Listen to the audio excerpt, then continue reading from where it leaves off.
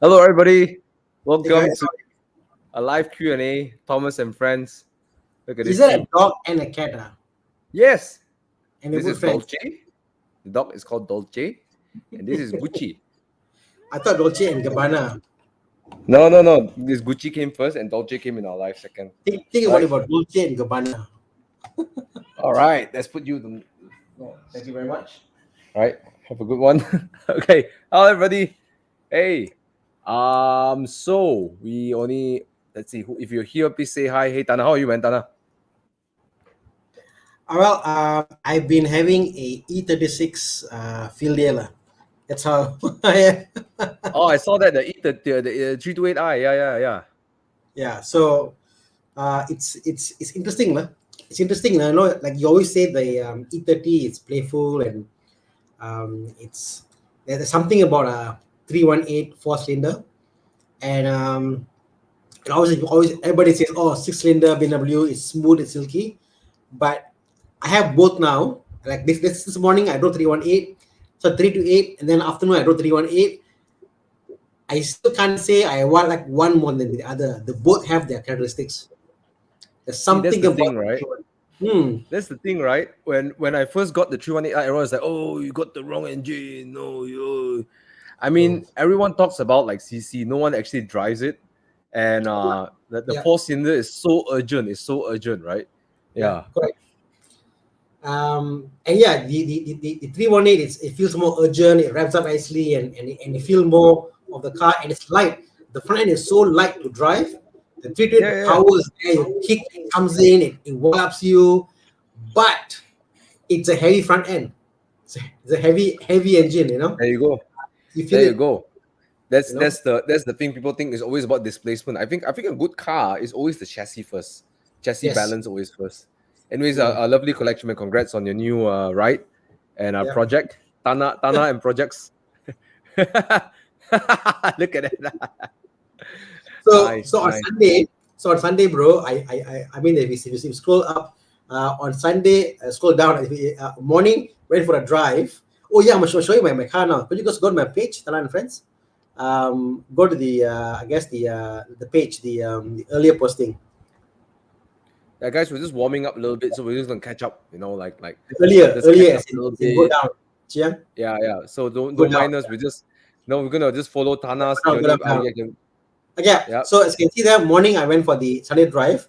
The Boxster, I did something which Thomas may not like, lah.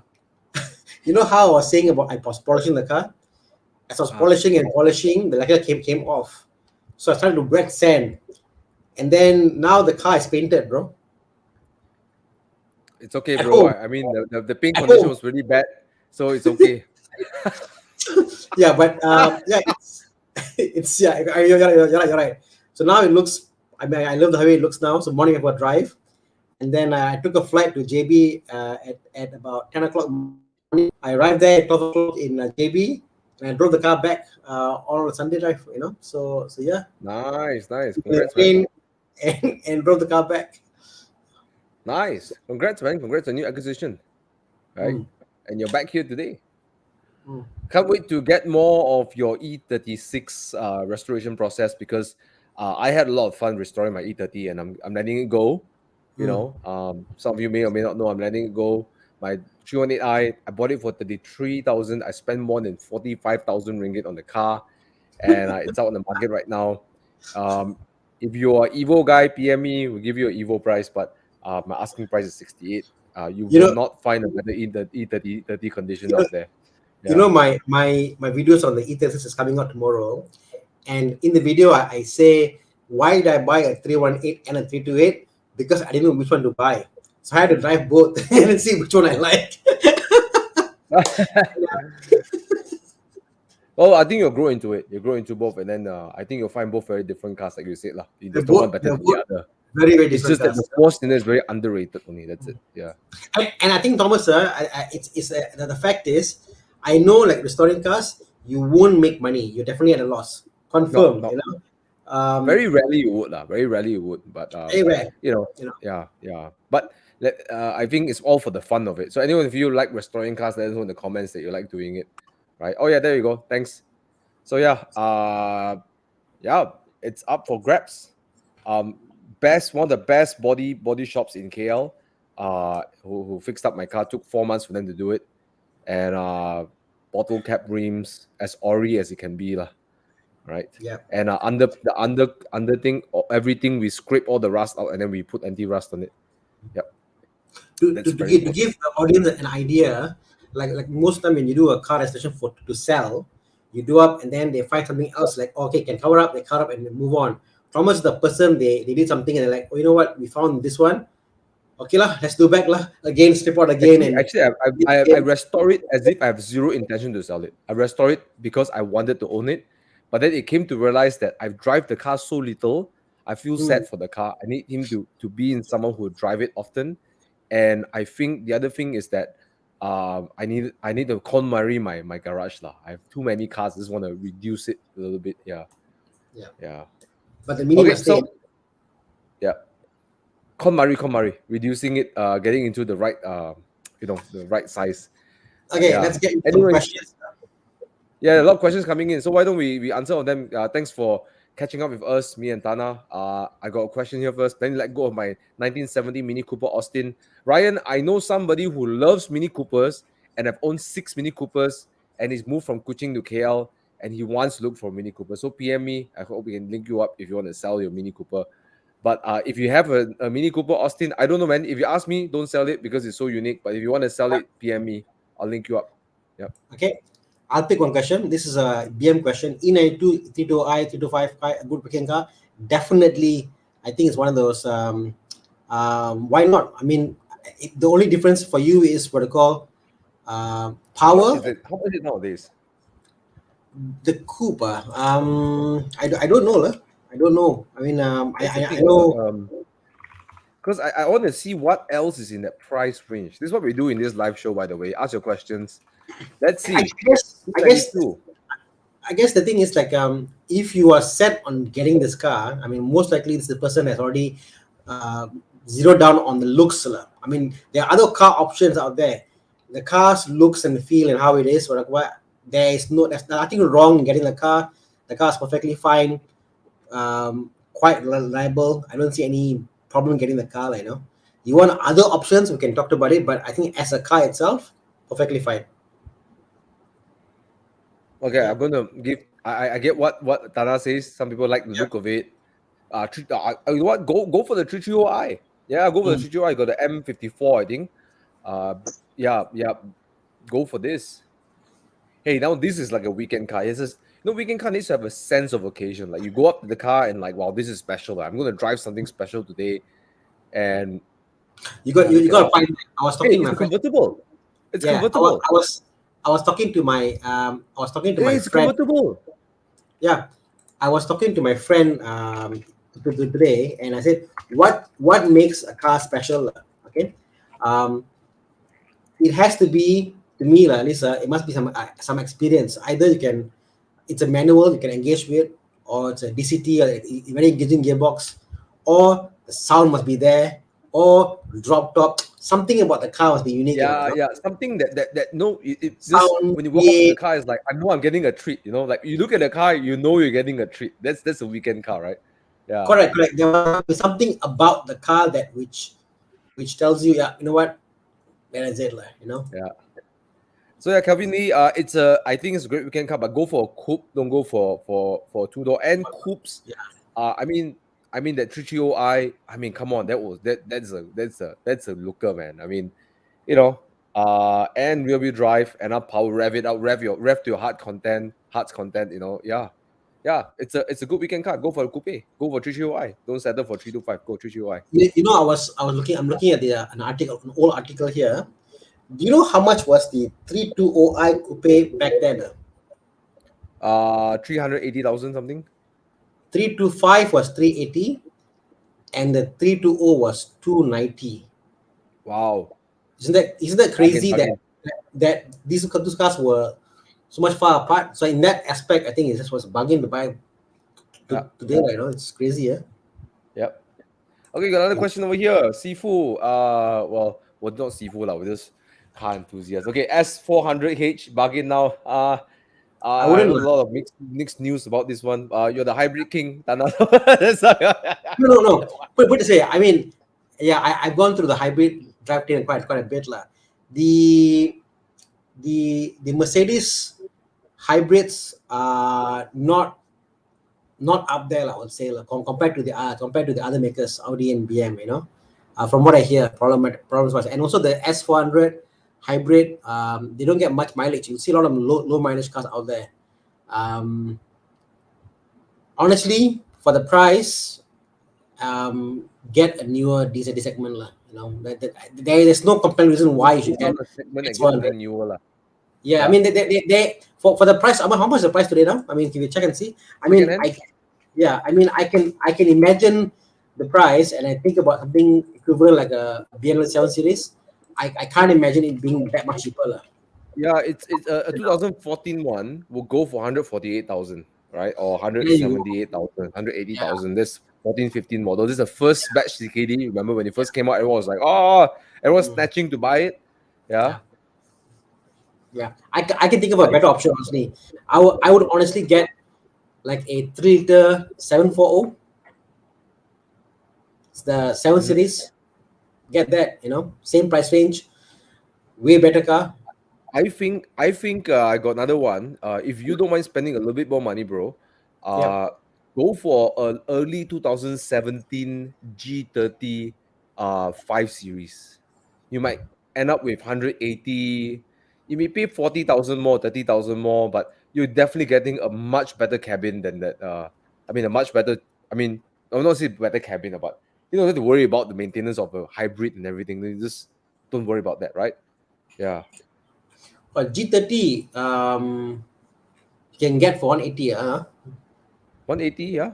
You can negotiate it down, like get a few shops, talk to them, 190 plus minus. I think you can end up with a good one. Yeah.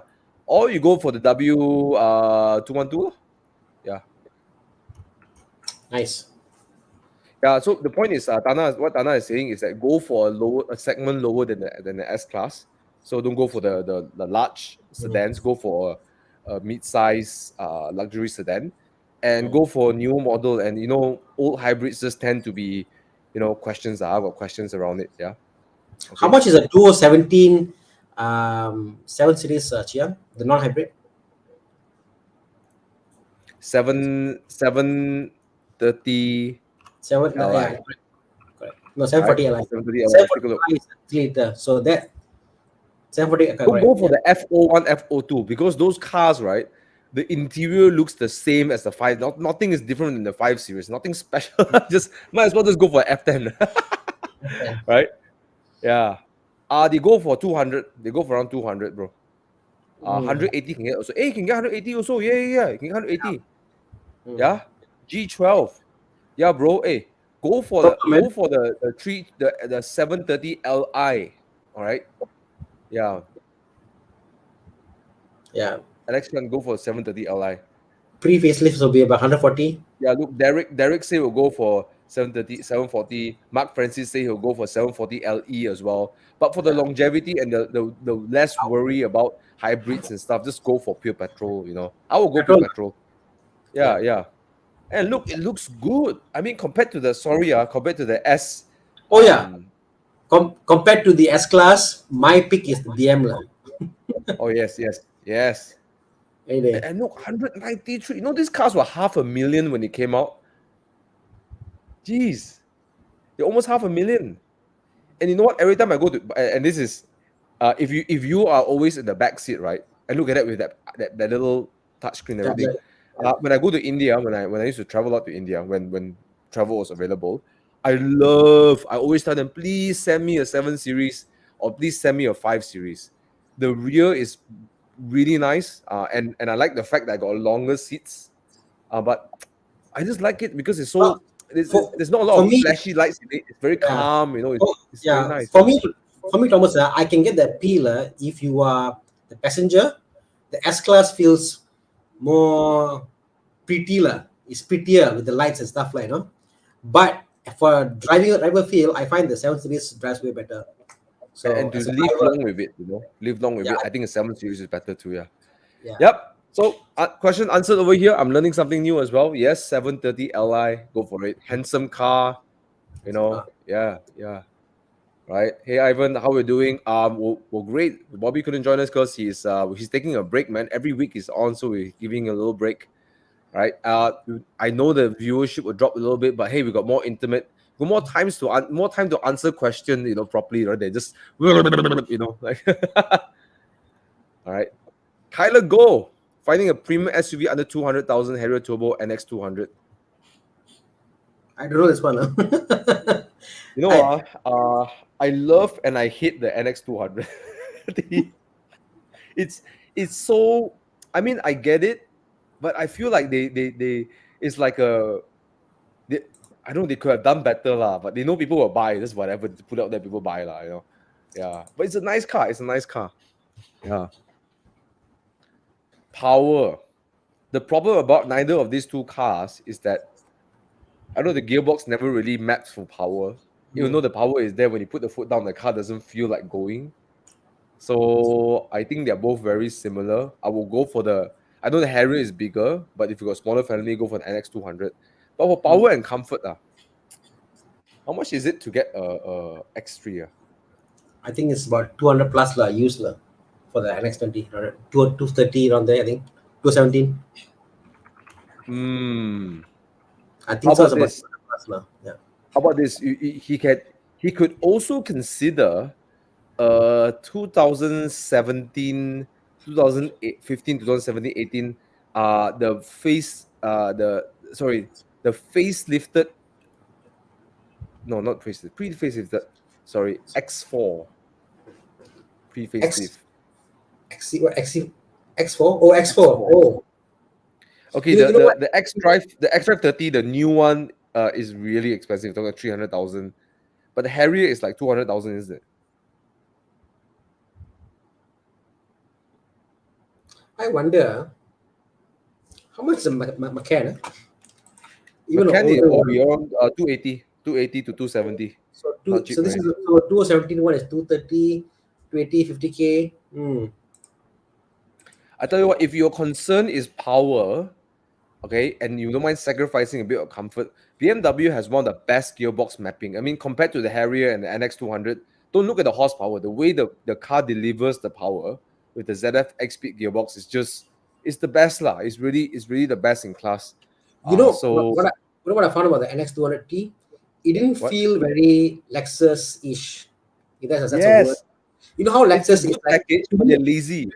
to me, Lexus is like a bit lazy, a bit NA, a bit smooth, silkiness. I didn't find that in the NX200T. I can see it's a product, it's nice. It didn't feel to me like a Lexus. Like True, the correct, correct. creaminess. I feel like they could have done something better with the car. They just didn't. Something You like know, bro. I mean, it felt like a good SUV, but not a yeah. it felt The like a brand, money making exercise to me. yeah, exactly. Yeah. Right? So yeah. Okay, finding premium SUV. So Kyler, if you can seek for X4, I think if you want the power, they're all around the same power. It's just the gearbox delivers power better. Yeah, And yeah, yeah. Yeah, I agree. I think we've both spoken. Both P and Thana are not big fan of the NX 200T. Yeah. Yeah. I mean, as I said, I got to Lexus and I was like, wow, Lexus is creamy, smooth, it's comfortable. That's the whole my mantra of Lexus. Didn't feel with this one. Yeah. Want to get a Toyota Cross or wait for the HRV, the new HRV? How do I tell you, bro? Haven't come out yet. How to advise? Come out, you can Okay, compare. I think the advice would be this: if you don't need to change the car right now, right, just wait for the HRV and then go and test drive it. Then you can either buy one or the other. Don't worry, man. Don't rush it. If you don't know, then don't buy. If the Toyota This Cross, after you test drive it and your heart didn't felt like, wow, I really want it, then wait for the HRV lah. Yeah. this is interesting, bro. His ID is Audi TT lover, and then I'm wondering thoughts on Audi maintenance. You know, he wants to get an Audi TTS line lah. So all right, so TTS line is different. TTS is different lah. Okay, so I'm not sure. I think you're talking about the S line and not the TTS. But in my limited wisdom about Audis, I think they are quite reliable. And I tell you why. They're reliable because if it's a car that has got not miles put into it, because in Europe you see VW and Audi, they put lots of miles into it, you know. So all the problems that are known, you know. And Audi's drivetrain is such that what I call they don't like, even if you go back in time, they don't make many iterations of engines. BM, for example, they'll make that 1.8, 2.0, 2.2. They just keep making engines and a lot of variations, a lot of mixes of stuff. With Audi, it's simple. It's the same gearbox, same engine across VW, across Audi, and most of the problems are documented. The issues are there. It's resolved. I think it's a very easy car to maintain. You know, most mechanics out there will know how to fix an Audi. You know, or the forum or the group. Most Audi that I know of get high mileage, and it's quite reliable. The problem with Audi in Malaysia is that you need to, if you're buying new, you got to go to the correct SC for Audi. Not all the Audi stations out there are up there like in knowledge, like, you know. That's the reality of things. Because why in Malaysia we're not a principal. We've got a principal in Singapore, and these guys like support and stuff like that. So that's the problem with Audi Malaysia. But the aftermarket guys who are mechanics out there who are Audi specialists, they do a very, very good job. You know, so yeah. Yeah. But I think like what Thana says, the early Audis were the early Volkswagen Audis, you know, the say Mark 5 Golf and then Mark 6 Golf, the TSI, you know, they were all the problems that they had, they're ironing it through. And now we have seen a very mature EA 888, which is the engine, the 2.0 engine is very mature now. All the and even those, Thomas, are the old ones, all the fixes, you can buy improved products for that also. Like improved parts for problems. Yeah. So there's a lot of so it's unlike other companies that they keep changing engines. They kept to the same block. Of course, they modified, they change things, but there's a lot of history of it. So there's a lot of knowledge out there. So Audi TT lover, I think what's going to help you, direct advice, I guess, different than Tana, would be if you're going to buy a car that's outside of warranty period, speak to the workshop, choose the workshop first, then only go and buy the car. Yeah. Right? Talk to the workshop guys. Then you feel comfortable, ready, then go buy the car. And another thing, Audi TT lover, not all Audi mechanics are the mechanic for you, because you notice that certain workshops get more particular Audi model than the others. You know, Tesla range, T3OA update. I should make a video about it. I'm just trying to not make a video and screw up BMW Malaysia. I'm giving BMW Malaysia ample time to find and solve a problem. So until then, just wait for a while. Sriram Gunner saying, I'm 20, planning to buy a coupe sports car power, budget 500k. Woo! What am I doing at 20 years old, bro? What am I doing in my life, man? I was partying, I was drinking, I was thinking if I graduate, I work for a hotel, I buy a Prius. When did you buy your first car, Thomas? Out of curiosity. When I graduated, yeah. Long story. What age? Honda City IDSI. What's your first car, bro? What age? 23, 22. Yeah. Yeah, exactly. So your first car, 23 years old. My first car was when I was probably also around there, 22, around there. So it's 20, bro. First car. 500k. Okay, how about let's look at him. 20 years old, coupe sports car with power. 500k is a big one, bro. Big one. To me, 500k.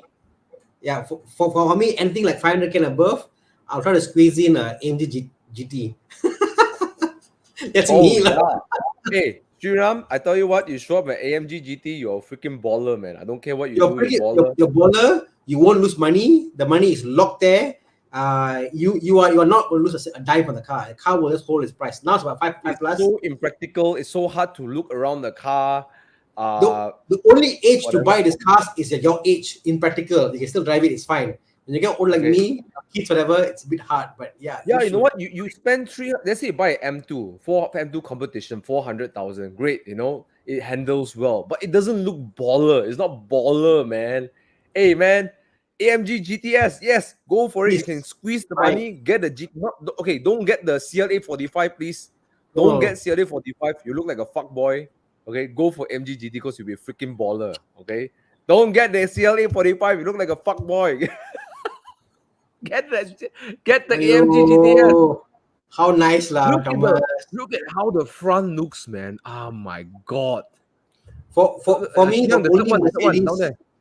Jiang, go back. The third one. The third photo from down there. The five. The body kit. No, there's one looks really white one. I think it's there was one that looks really white. Yeah, the 570 one. Look at this one. Look at when this rolls up to you. Like, sure, imagine you're walking towards your friends. You're driving to your friends. You know, you're going to Yam Cha or something. You know, you arrive at the front, that angle. Oh my god, boss, baller, freaking baller. And you're picking up a chick in this car, baller. Okay, highway, baller. You know what, Thomas? Like and then when you rev away, also baller. The sound also baller. Thomas, you know, in your head, at certain price point, there's certain cars.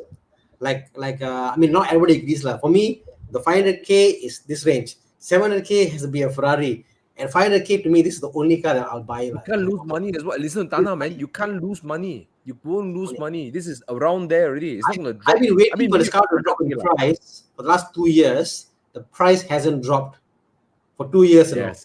Hasn't dropped, and I should have bought it earlier if possible, but it's not dropping. It's look at that, so sexy, man. Oh my god, it's like,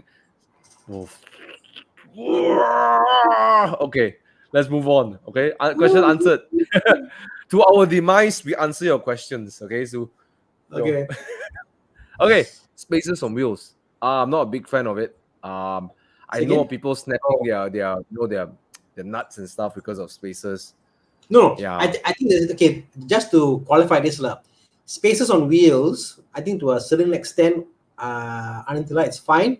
But as Thomas said, depending what type of setup your car is, you have to increase that the length of the nuts. Yeah, you know, you got to modify them to make it to fit. Because if you're going to put like 20 millimeters, bro, you're asking for trouble. You're going to break off and you're going to have a trouble, because it's like the longer they are, the more leverage you actually put on to the spacers, to the bolts, and it'll break off. Yeah, don't do that. Now I would say like 5mm, it's fine. I but tend don't to not mess with things that are dangerous, like rims or brakes. I don't like to mess with those things, you know. So my answer would be, if you don't have to, why? But until that's one thing you can do is this, instead of buying spacers, what you can buy is choose a rim with the proper offset. That will fix it. Yeah, correct. Get a rim with the proper offset, so you eliminate the risk. And shop around, and like myself, I'm cheap, so when I buy rims, I'll buy original rims. I rather buy old original rims than new fake rims. And you can go to King of Rims, bro. They have almost every rim under the sun. so most likely for your car, there will be a performance model version of the car. If it's 3 Series, or there'll be a M version, whatever. You can get those rims, used ones, refurbish them. You know what? They will fit the car fine. Yeah. Cool. 218 GT, 328i, and sorry, what's that? I forgot the code name. Second, 328 GT. Brain jam. What's the N50, right? N20 engine. Yeah, 20. Yeah. Okay. Yeah, this car is fantastic. I think the engine, the issues are obviously the timing chain, the normal your charge pipe, all that you can sort it out. The car is totally fine. The car looks, to me, it's actually based off a 5 Series chassis. Yes. Here, the back actually is bigger. In fact, even the lights actually wider in the front. So I would say, man, it's a great car to get. Not this one. This Yeah, is just the make sure you change those things: high pressure fuel pump, timing chain, core plug. Those are the known things to break down. 2015 Jiang, I think, if I'm mistaken. Yeah. Yeah. Okay, cool. Let's move on because a lot of questions coming down there. Hi guys, Eight. between the A250 and the Volvo T5. Oh, I don't like both cars. Yeah. The A250 was, it's kind of weird when you drive the car. It's like it Yeah. feels like a Subaru STI, but then you got the Mercedes badge on it. Yeah. It I won't pick either. Can we have a listing of how much the price like here for this? I think the price holding 90,000. It's quite well, no? 90,000. No lah. So much Yes, bro. Yeah. You have no idea how Mercedes whole price. I don't Okay. understand Mercedes pricing lah. So high. Oh It's, my god. it's Masili. It's Masili.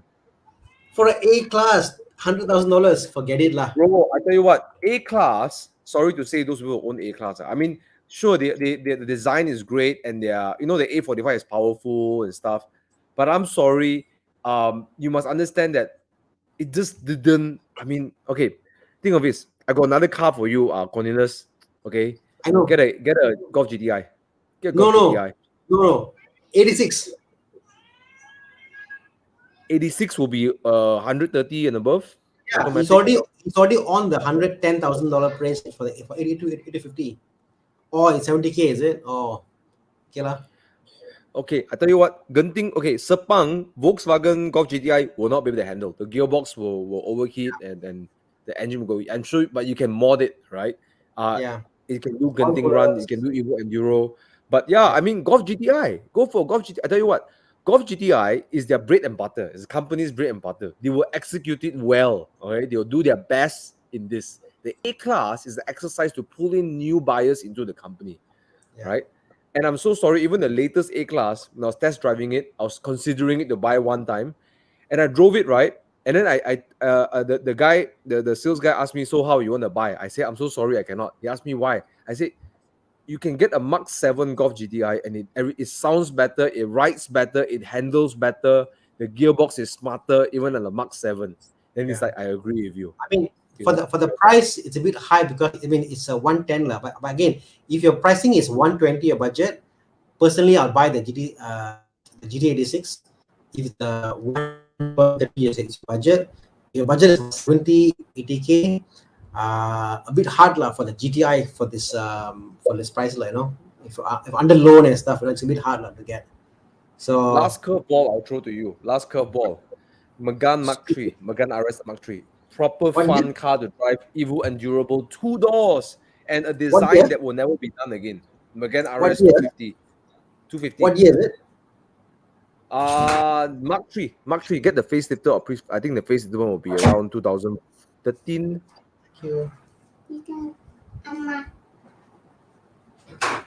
Okay. Look at that. You can get a 250. It's not the Red Bull edition. If you can buy the Red Bull, if you can get the Red Bull edition, you hold value. Mileage a bit high lah. Megane. Way funner than any of these cars, right? So you got two options.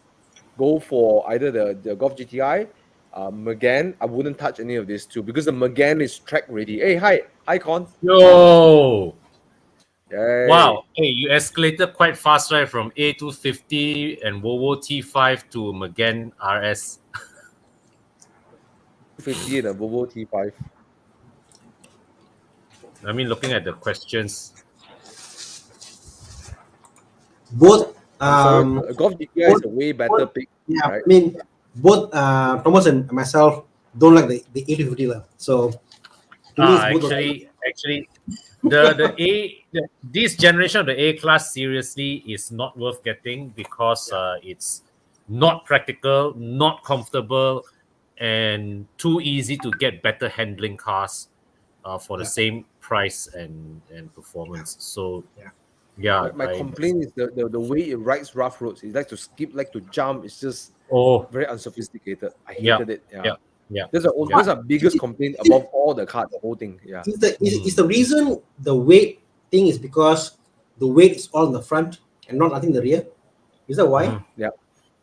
I think the suspension is not done well. That's it. Yeah, Not tuned well. it's just too Hey, much. oh stick. yes, Ford Focus ST can also. Yes. Huh? This is you can get one of these for 90 grand. Yeah. Hey, bro. So whoever's Wow. asking a question again, Cornelius, you got options now, man. Okay. Golf GTI, safe choice. Everyone has one. Okay. You want proper track ready? Go for McGann. I think the Ford Focus ST. Right? You got your answer, bro. Oh yes. But the Yes, Focus ST is quite a handful in the wet. Let me warn you first. it's a man car. Man Oh man yes, car. you have to manhandle it, man. Manhandle it. Okay. Nigel Mark say A250. Okay. This is the same thing. What I'm saying is that my challenge with the A250 is that when you drive it and then you drive the Golf back to back, it feels like the Golf was given full effort and the A class wasn't given full effort. It's No, it's like the A class. They said, make it good. Don't make it too good. You'll be in trouble. it's a okay. This A class is a less terrible car than the predecessor. Mm. Yeah. But still, it doesn't make the right noise. The engine doesn't No. make the right noise. The gearbox has gotten better, but nowhere in the realms of DSG in terms of You refine in the slow speed and in high speed. But Thomas, the reality is this car is not meant for drive, isn't it? This car is meant for looks, isn't it? Why? So he asked me, it's a you know great this car this to car get. is meant for the crowd that says at the end of the day it's a Mercedes Benz. Yeah, and it looks Correct. great. I mean, honestly, yeah, Nigel, this is it, lah. If you are the person who likes interior and how pretty it is and look at the shape, whatever, there's nothing wrong getting the car. It looks beautiful. Ask me. Okay, It's I have nice. to quote Rachel on this. This is an Instagrammable cabin. Yeah, exactly. So Then let's come back to proper Q&A. Is it a great car to get? A car. yeah, but for car. him, but what Okay. what is a car? What Not is a the car? brand. What's the No, but purpose? what is a car? What is a car?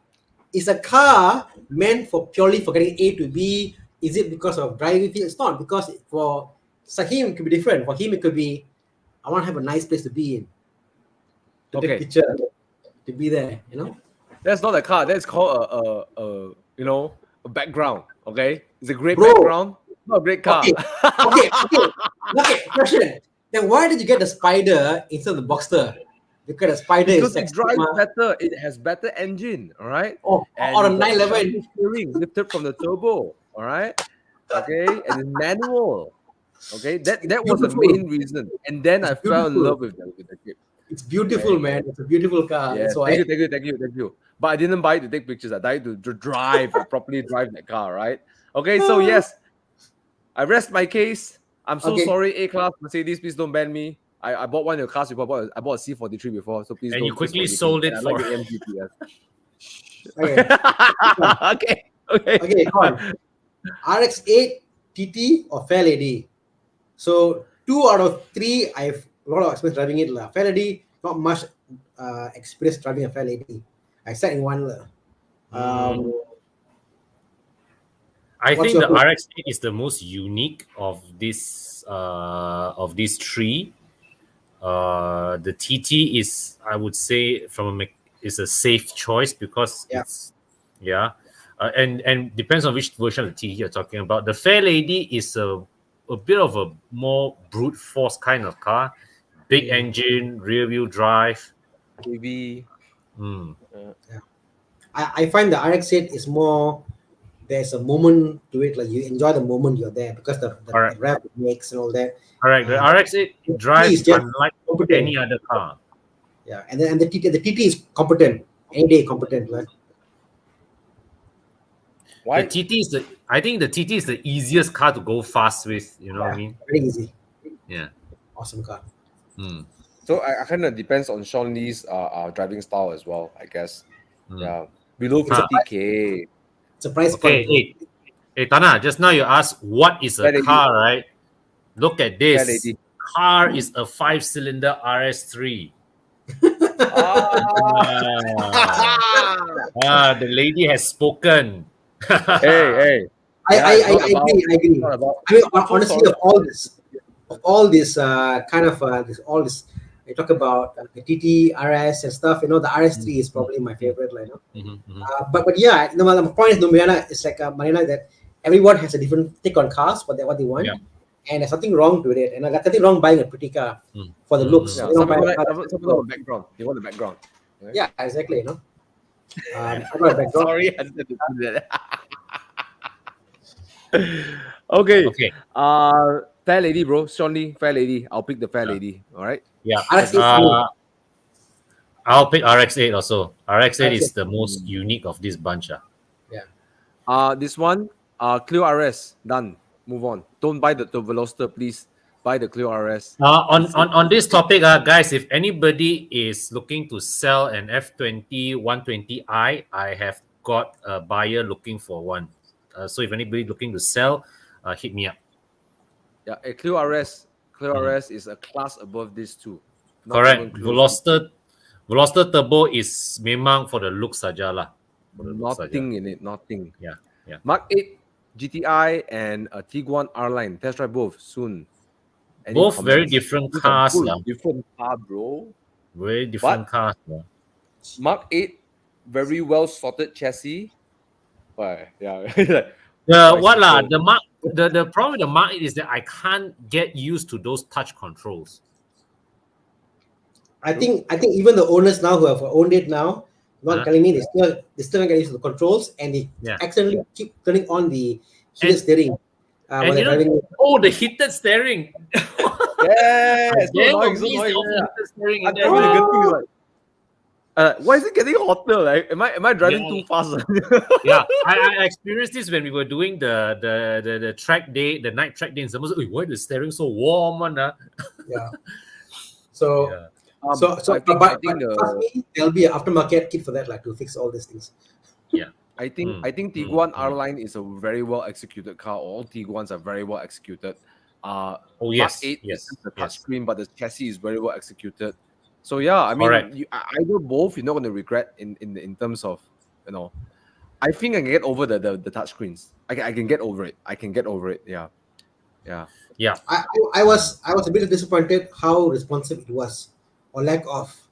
I didn't find it as responsive as I would like to. I mean, for a car, for carrying the brand name, I just found that it wasn't as responsive as I wanted it to be. So, yep. Yeah. I want buttons, man.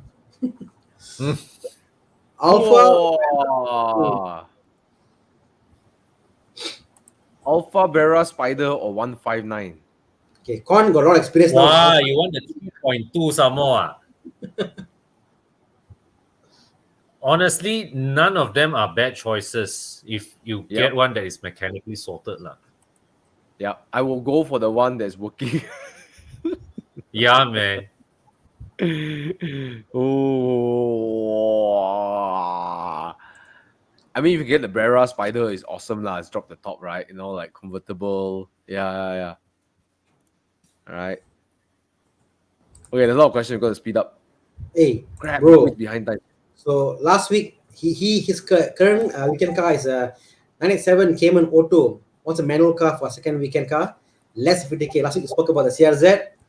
It's a CRX Del Sol. Del Sols are very rare, Yeah. Del Sols are very rare with the top that comes out. Yeah. Very rare. And I'm pretty sure these things are going for harga kayangan now, man. Yeah. I mean, my friend has one. I think back in Sabah, but I just saw one. I mean, Chang, can you just bring it up? I just saw one on Muda. Or no, sorry, on Kalis. How much are they? 80,000. Going for 80,000. If you can afford cash 80K, these are cars that will go up because these are like you can't buy these cars It's just very rare. I found it's a kind of CRX. Yeah. Type in CRX.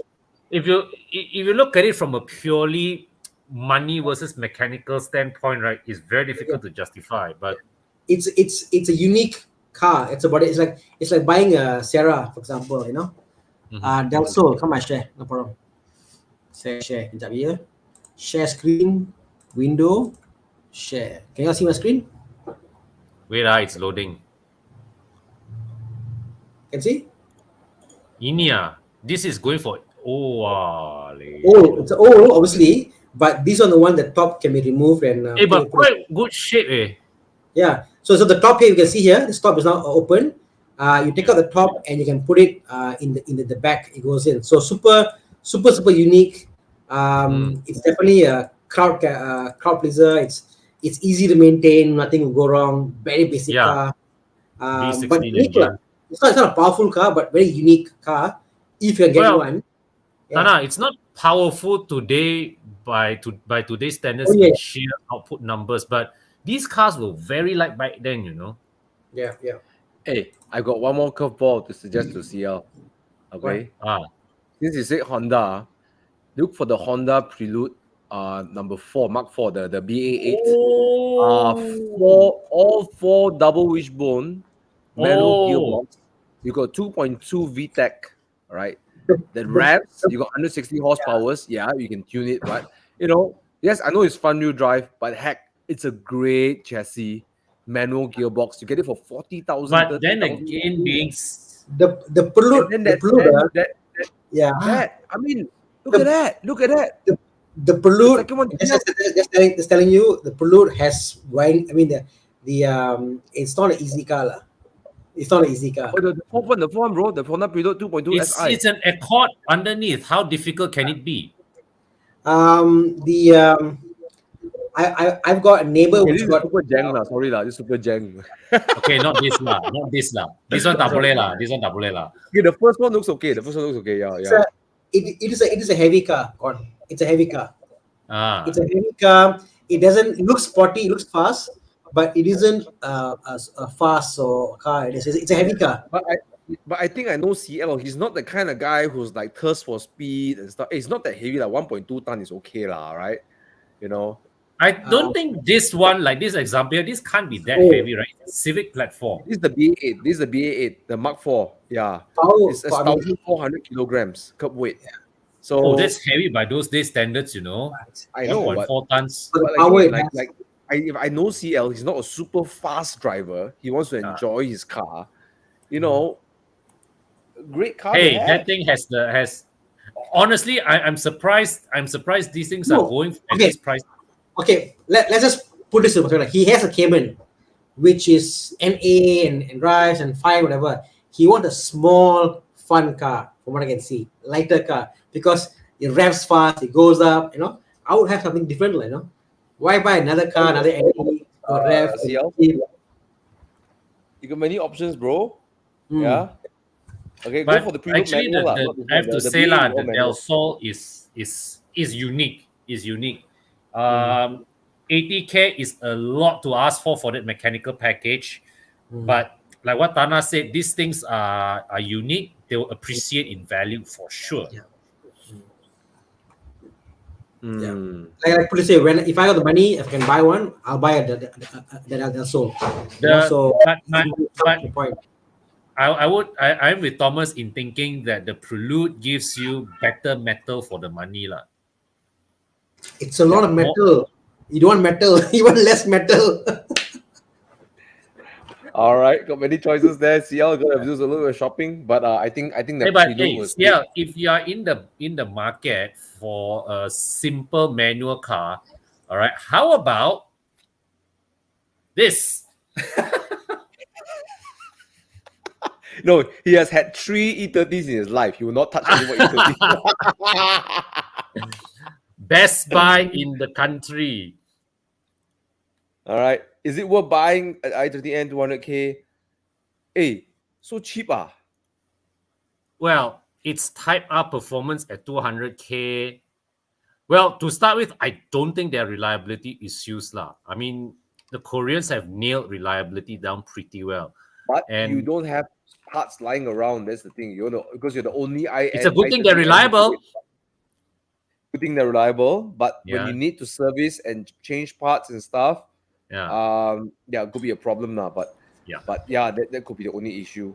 Yeah, true. That's true. Because it's such small volume. They won't stock up parts. The way they would. I would recommend you go for a Megane RS 250 280 4-door. Okay, you probably would have more But actually the same lah. They're actually the same lah. Yeah. I-30 wins rally, bro. Megan RS, don't know lah. I-30 wins rally, bro. But this is unique. The i30N Yeah. is unique.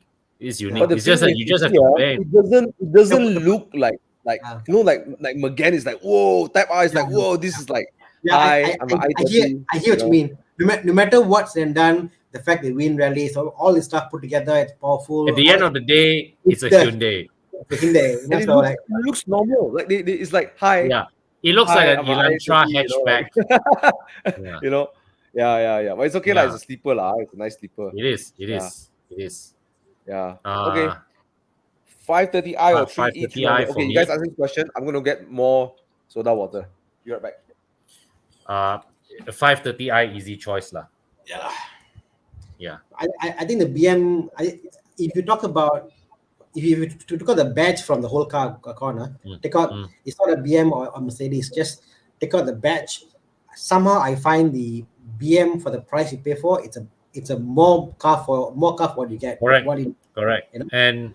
And if you're buying new, right, the BM's 5-year maintenance package, right, is such a good deal to add in. Yeah. Makes the ownership proposition that much more worthwhile. Now Mercedes is what 4 years. 4 years warranty, but they Mercedes does No not service. include service package. There you Yeah. go. Yeah. The service is fantastic, lah. Free service, Oh, yeah. free nasi lemak. you know? Everything covered.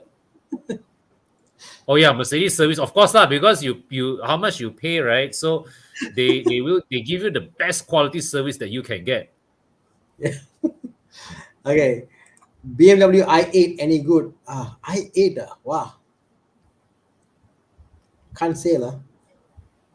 It's There are nice few to of drive. bunch lah. It's- I mean, you pay Honda City road tax and you look like $1 million. To me, like my wife saw the i8 the other day on the road, I think a month ago, and she's like, "Oh, what car is that? It's futuristic." I said, "No, it's not a new car. It's an i8, like, you know." And I said, "What, almost now 10 years now, is it?" Yeah, I think almost 10 years now. Like 2013, 9 years. 9 years. 9 years. 9 years. So, Yeah. so gonna be a decade now. Driven it? Have you guys The- driven No, it? i8. no. Okay, the i8 drives really well, surprisingly Yes. very well. The traction is great. You can kick it off on the corner. It drives a bit like a baby supercar.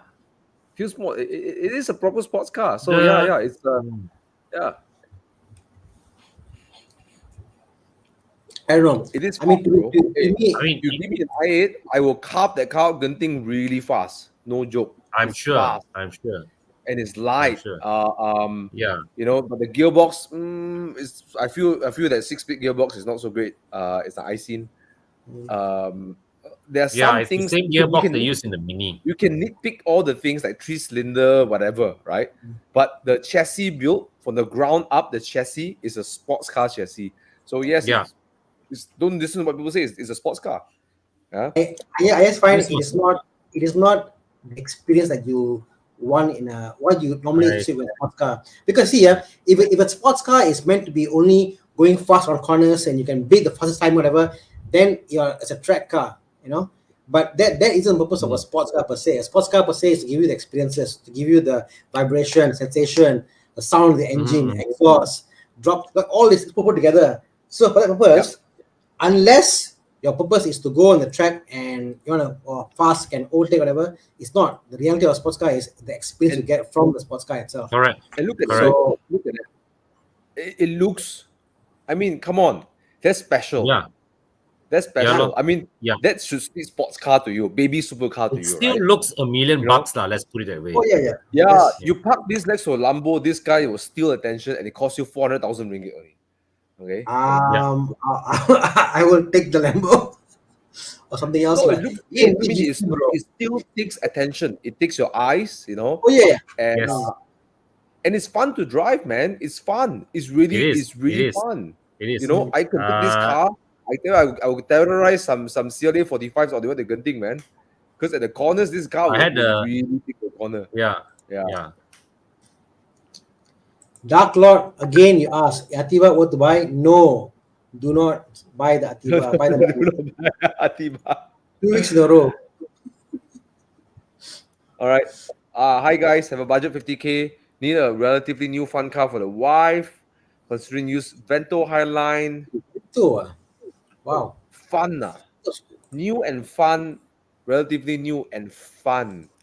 Well, For the wife. least fun in these three choices you have is the Sorento lah.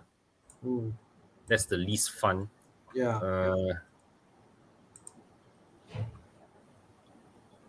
Vento is 30K now. 17. I would think he would want to take loan, so the choices aren't much. 30K is still I think, quite good budget lah, you know. Vento was a bit lackluster, like, if you ask me. Highline, that would be the 1.2 turbo. I know. What is that Hyundai, the one, the gold color one with the turbo one? The turbo. You know, Hyundai one time they did a turbo GDI engine in the sedan. Elantra. Elantra, yeah. Elantra, yes. Hyundai Elantra. Those things aren't going for as low as 50 grand yet, though, for a relatively new example. Really? The No. Vento is 30-odd thousand lah.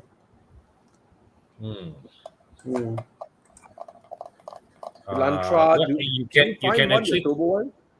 I can't find the turbo one. No, I can't find it. Yeah, it's not there.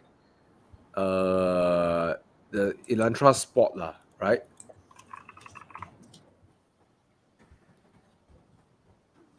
No. Oh, what about the F30? I think F30 is about it. If you F30 at that budget, right, is yeah. You're Still, getting the 1.6 engine. Yeah. I think it's 6,000. Don't get me started on that. Still, bro, it is. No lah. The wife will love it.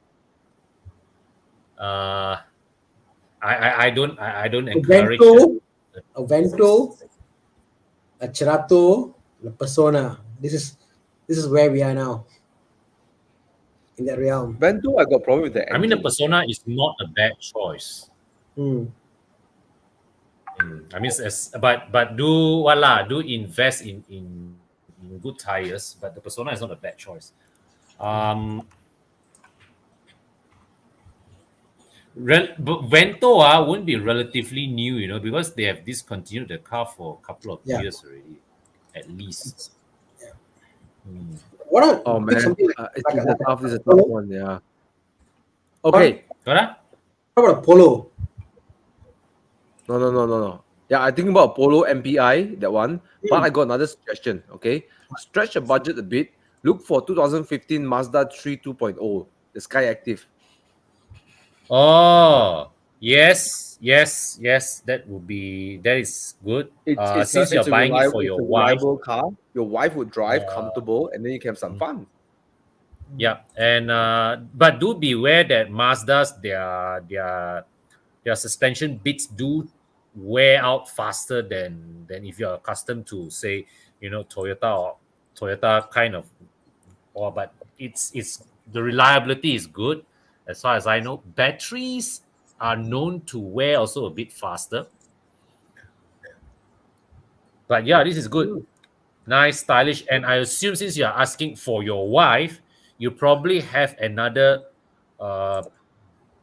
practical car for family use, because the one weakness about this Mazda is that relative to its peers, it is the least spacious inside.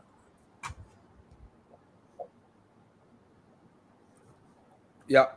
But yeah, Thomas, this is a very good suggestion. You have the choice between a sedan and a hatchback. And both are nice to drive. Yeah. Yep. All right. So there are a few options there. Thana suggested a curveball, get a BMW 316i, and then you can get this one too. Okay. All right. Yeah. Let's move on. Okay. Best sedan for students under 60,000. Oh, he already owns a Mazda 3. Oh, okay. Okay, come back later. Should we do it now? Hmm. Okay, what else can you get? What else Nah, can you get? we'll have to 50,000 come back ringgit. later. Yeah. Polo MPI is not too bad lah. It's a fun car to drive lah. The Polo Yeah. MPI, just a bit lackluster in the engine and the build quality. Yeah. Okay. Come, Not I want to 5 take bucks this GTI, question it's a from big cap. Miss Yeah. Best Sedan for That's students. again for Okay, students. take this one Quick first. one, quick one. Stretch your budget. Go for Mazda 6 wagon. Won't lose money. And then it's a sedan wagon. Mazda 6. Okay. Yeah. Turbo. Yes, it will go up. Buy. Finish. Okay. Yes, What's the question? it's the least loved of the 911 family, but No, it's no, going but to be Mazda 6 this wagon. turbo, Mazda 6 wagon. turbo Mazda one 6 wagon. is TK. a different engine con. The turbo is highly sought after. What's the question again, bro? Hmm. No, What's the question on the question? 996. The 996 turbo Oh, is he's more. referring to the 996 Turbo, yeah. Yeah, it's a very sought after car. Oh won't yeah, get it. you can buy it. You can buy it. It will definitely go up. Yeah. Yep. Yeah. Mm. People are looking for it. Yeah. Okay. I'll pick this question quick. This one very quickly. My thoughts between these, right? Go for the 1.6. The 2.0 from that year, I remember is not that well spec'd. The chassis handles well, but the powertrain is very underwhelming. So if you're looking for these two, go for the 1.6 turbo.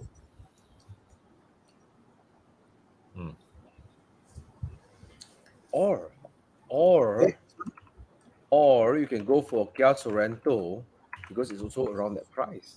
But Tucson and Yeah.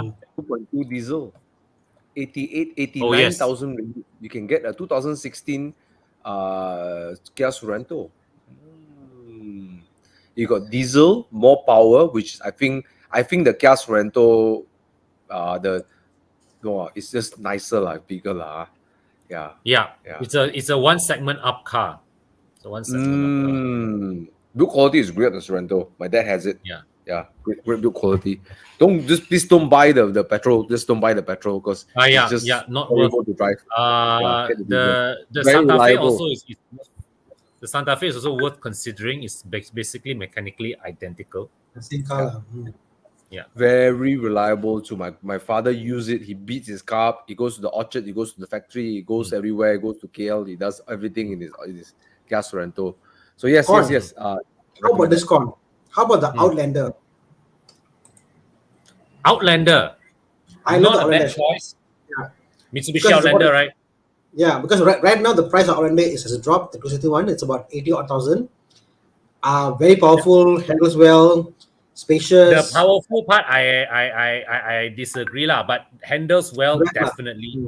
definitely handles But very well. How can you beat the build quality of a Kia Sorento? You can't beat that. Yeah. It's an Outlander, bro. The big weakness of the Outlander is that it does not have rear air conditioning. But it's 3 rows, right? So 3 rows, no rear air conditioning. That's the biggest weakness of this car. I would pick the Santa Fe over this car anytime because the Outlander the Kia handles almost like a German car, feels like a German car. The way it rolls around the corner is great, man. the Yeah. Outlander is very nice, bro, to drive, bro. The Outlander feels very flat to the ground. So The Outlander feels like a car. I tell you, Outlander, you can throw this thing around corners, man. You really can throw this thing around corners. I've driven the Tucson and Outlander. My opinion, Thomas, I think the Outlander handles better. But I agree with you, the Tucson interior is not bad lah for that year and what they make lah. But the Outlander is a bit chrome. But the Outlander's engines are underwhelming lah. The Outlander engines are underwhelming. Whether it's the 2 liter or the 2.4. 2.4 was good. For me, it's good lah. Okay. Going down. Living in Sabah. Saw a Lexus. Yeah, you can't go wrong for Lexus. Yeah, and Yeah. if you want the Lexus, They cost more than the the same age. They cost more than the same age BMW 5 Series, but you will sell it for you. I think you will lose less money along the way too. Yep. Holy, wow! You see, same age E60 is half the money, man. Yep. And more reliable. Yeah. Yeah. This guy, Lance Wood, high buy, all forgot to mention. Oh, must be 4-door. Wow. Can't remember from last week. Let's go on. I remember Yeah. this guy last week. Yeah, he gave us a very interesting like thing. 300 horsepower. We recommended him a E92 M3. You know. Hey, Arif Akmal, he wants to buy E36, but looking at E46 isn't too much as well. So yeah, the pricing is about the same. I would say there's a small gap there.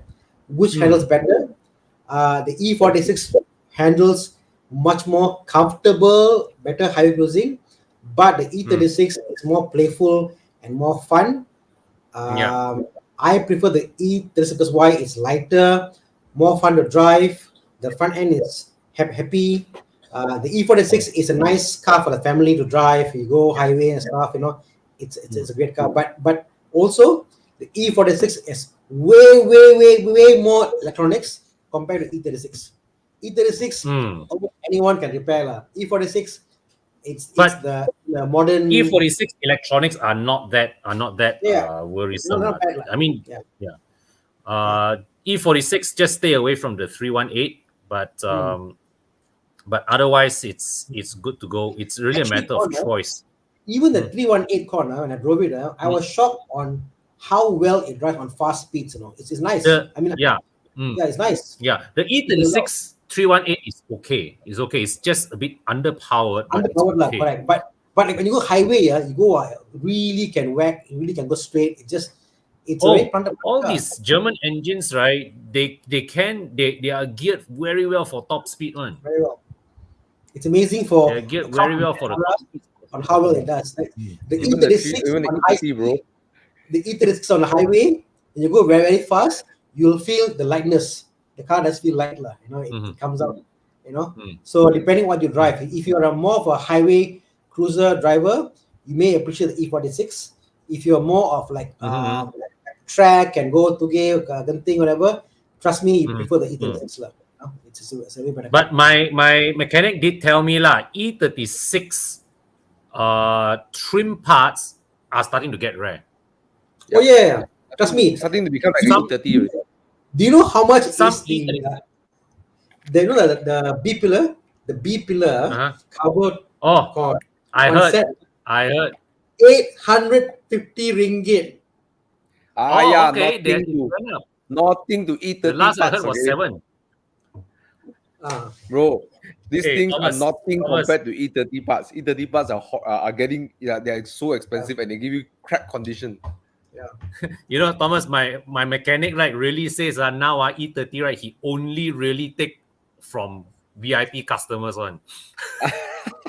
He actively discourages his customers to buy E30 now because it's like the car. I mean, they are not unreliable, but the car will sit there, and you are just waiting for parts to come in. In fact, just now I was just entertaining an inquiry from one of our potential customer who is asking me to help him work on his E30. I say E30, you have to give me some time before I commit to the project because I really have to check out the car. And and get and see whether can I partner a mechanic or workshop to help you sort this through or not. Yeah, E30, the biggest issue, put everything aside, is the fact that it rusts. Okay, that's the number one thing, right? Parts can pay money to do, but some rust with the A pillar and stuff, you're gone, right? But yeah. Okay, anyways, so mechanical parts, I think E30 mechanical parts are still all right. Yeah. Okay, let's look at the questions because you have a lot to go with. Budget 150, 200. Who the hatchback options? Golf law? Bro, if you're gonna go for 200,000, stretch your budget, go 212, get the Golf GTI 212. Okay, and if you're afraid you're gonna miss SSD, some people are letting go the car, and they buy it and then they don't want it, they let it go. You can just buy it at 120, 100, 118 or whatever. Yeah, you can let that. Yeah. Mark 7 Golf GTI 7.5. If I will go for the 7.5. I just like the looks better, Yep, that's what I recommend. Thana, anything? No. I just had this idea. I was thinking about E36 parts. I was thinking, could I 3D print them? And so talking to you, I went in the other tab. I was looking at. You got questions to answer, bro. It's a live Q&A. All right. Okay. Golf GTI. Go for new. If you don't fancy the new Golf, go to 7.5. The price dipped recently. I think you can get one 170, 150 for 7.5 these days. I think 170. I saw 170. So yeah, go for it. Go for Golf GTI or Golf R. How about that Golf R? Right, Mark 7 Golf R. Actually, yeah, the 7.5 Golf R. You know what? You could save money there. And, yeah, it's a good kind of get. Yeah. Okay, let's move on. Semi rims for repair at Jeff King of Rims. Paintwork was also hard dips. Okay, I'll give my opinion. So I went there to do my car also. So I wanted to do powder coating. I wanted to do powder coating with King of Rims. When I went there in January. The guy said the guy who does powder coating got COVID and it's not available. So his seafood for powder coating isn't available. They're not putting out anymore. So now they do paint.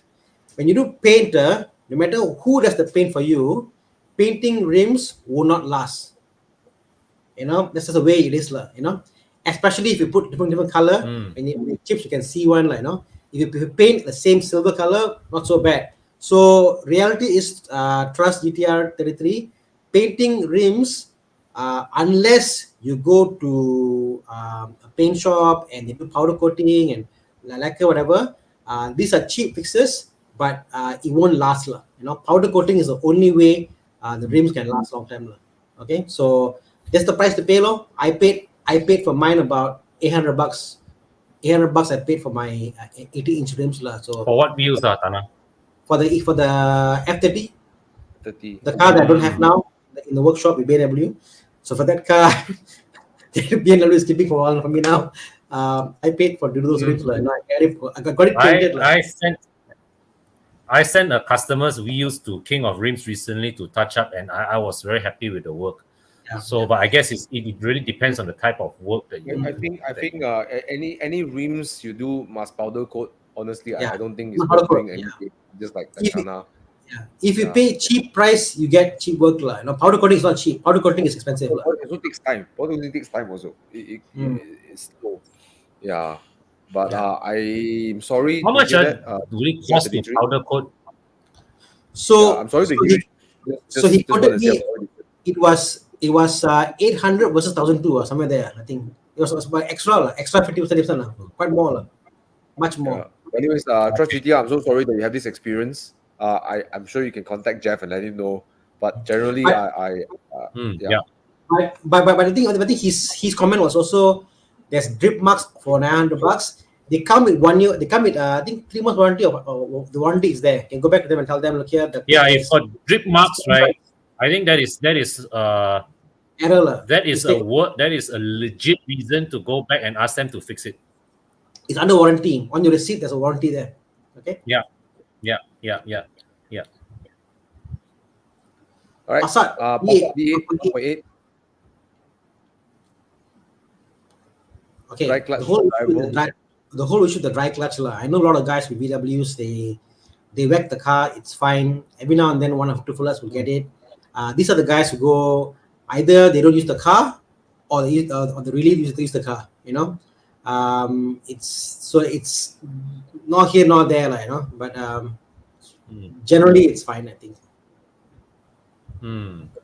Yeah, people who don't use the car and they park it have issues, and the same with those people who work on. There's something interesting. That's this question. Skyline 300 GT. Have you seen it before? Long time. It looks like a Tiana to me. Yeah. So bad. Okay, bad. It is, and at the end of the day, a Nissan. Tiana to me. Yeah. Hey, I don't agree with the front. The front to me is like, okay, this it looks like a Tiana to me. I can see the Tiana look to it, but it's a Tiana front. It's the language, I guess, the language, I don't know. I'm not a big fan of this car just because of the looks. But yeah, you got that 3.5 liter. I think it's from the Fair Lady, right? Yeah. Yeah. So Yeah. I mean, I don't like it. You ask me what do I think about it? I don't like it. Yeah. The question is what I don't know. I think there are better cars to buy with that money. Whether you're buying the later one, the new or the older one, I just think are better choices. Yeah. 86. Hey, no lah, bro. 86 is not 160 below, bro. Okay, Mark 8 is not 160 below. Sorry. He's asking GT86 or new Golf Mark 8 price 160,000 below. No. 86, yes, it's 160,000. Mark 8 is 212,000. Yeah. Okay, very simple. One easy to drive, 86 easy to drive. Mark 8 difficult. No, 86 more skill required to drive fast on the round corners. Mark 8 very easy to drive fast. Yeah. Okay, how about this one? GT86, you learn more things the more you use it. Oh wait, you learn R-line. Sorry, R-line. R-line is referring to R-line. Yeah. Yeah. But Thomas, the R line, even if you're talking about the 1.4, right, it is still an effortlessly easy car to drive fast. Yeah. True. Yeah. Sorry, Tana, you're saying? I thought it was GTI. Sorry. I think the Golf, like if today you drive it, in the next 2 days you'll know the car's limits, what to drive. You're totally fine. You're confident to drive the car and you go. GT86, the more you drive, you will like experience like wow, you learn things about how you drive. So there's a lot of very rewarding ownership experience with GT86. Driving the car. The Mark 8 Golf is just today you get it practical, does the work for you, can go fast in it, no issue, no drama. But they're also very big, like the big categories far apart. One is a sports car, and then the other one is like the base entry level Golf. I would compare it to a Mark 7.5 or Mark 7 Golf GTI. Then you got more fair comparison, but still one is a very very easy to drive chassis, which is the Mark 7 or the Golf or the Golf GTI, whichever it is, and the 86 requires you to really play with it. Yeah. I still consider the Mark 8, the GT86 to be the top 5 funnest cars I've driven in my life. No, as crazy as it sounds, it caught me off guard. Such a great car to drive. Caught me off guard. I drove my friend's 86. It was so underwhelming in Karak. But after I drove up to Gotong, I had to stop at Petron, come out and shout at the car because it was like, where have you been my whole life? Right? That's the 86. Yeah. It's Thomas, funny, isn't it? Will I end up buying one day? Me? Yeah. If I don't have this, I don't know. I like to think of my garage as like a KonMari. I want to like have, I don't have too many cars in my garage. But let's say if I am, I'm 25, 26, I'm looking for a sports car. Yes, I'm still up and coming. Yeah, I've gone for that. I would have gone for that. Yes. Let's say if my business didn't do so well back then, and I went from 1 series, I want to upgrade, I wouldn't be able to buy the M235i at 270,000. Then I will get the 86. Yeah, it'll be a great upgrade. Yeah. Hey, not bad, Thomas, right? If I'm not doing so well, I'll just buy an 86. Your life, people's dream, bro. If I wasn't doing so well, I'll buy a Proton. So yeah, living in different worlds, bro. Sorry. No, okay. Yeah, the same thing before. I think Thomas was saying, like if I wasn't, it was the Spider. It wasn't doing so well. I'll probably buy something or some crazy car. MX5. If I wasn't earning a lot, What? Davis is asking, hi Thomas, I'm looking for at the Mark 8, Mark 7 Golf GTI. Let's get back to answer. Sorry, Tana, so many questions. I'm getting stressed. High mileage, low mileage. Okay. Oh, 7.5. Definitely 7.5. Go for 7.5. The suspension no, but the price better is 50K more. So which should he pick? It's a 50. It's a He's 50,000. scared about a lot to fix, ma. 7.5. He's scared got a lot to fix, ma. So that 50K anggap as you buy a car that has less to fix. rides a bit better. I don't know what is it. The suspension feels it rides better also lah. Yeah, but there's so many other things Well, that it's are not better good to resolved. go back. Sorry. It's better resolved for sure. The Mark 7 pre-facelift, right? One thing I did observe is that with or without DCC, it makes a difference to the ride. And the Mm, pre-facelift without DCC is uncomfortable. mm. I think it's worth going for it, bro, Davis. But of course, if you want to buy it, still go for PPI. Always check for condition, no matter if it's Of a course, newer car. of course, yeah, Yeah, yeah. I will go for yeah, this. I'll go for that. mm-hmm. Yeah, Yeah. yep. Tana, being the CFO here, what do you think? The Golf 7 and 7.5 to me is if you got enough proof of repairs, fixes, whatever, they've gone through the issues. 50K is a lot of money. If they can prove that's been done and dusted, I would go for the cheaper option, you know. So suspensions, honestly, if you ask me, for 10 grand, you can get a nice ST rim, ST shocks, whatever. You can spend a lot money on good aftermarket shocks anyway, you know. So no matter what they give you, you can go for better ones. And most likely, whatever stock they give you, suspensions, you are going to get better, more tuned suspension to your liking if you pay the money and get aftermarket. It's like me, for example, I had A6. I paid the 7K for my Titan suspensions. I was happy, you know, because it was to my taste, like, you know. So I would go for that option and do up to what you want for your taste. And but make sure you get a car that's source sorted, PPI checks, Correct. That's the you important know, part, lah. if it's an older car, Actually, most likely yeah. all the stuff has been already gone through already. It's 2017. You must understand that right now, this year, we're living in a weird world. In our mind before, if you say, well, 5-year-old car, 4-year-old car, or 4-year-old car is still okay, still good, or still bad, the mentality is wrong. Because why? We're living in a world where 2 years of our life disappeared. 2 years during MCO, cars didn't move. And they didn't move, your concept to the 2017 car is 2017, 19 is basically skip 2 years. You know. So most Correct. likely, all the problem that happened in the 5th year, you might be just in the ballpark of hitting to you. Because most cars in the 5th year, all the major stuff will happen. It'll come to you like one go, you know. Or older car would have gone through that 5th year big wave like, and gone through and sorted all the stuff out. So yeah, I mean, I will see car to car. I won't say yes or no. Look at the car individually and see what's the car. That's my take. And but cheaper option. But all things equal, I would pick the 7.5. But Thana is right also. Yeah, all it is equal. The new car is better, definitely. I know. Yeah. But yeah, Right? do There are your lots due of diligence. Yeah. Sorry, go ahead. Yeah.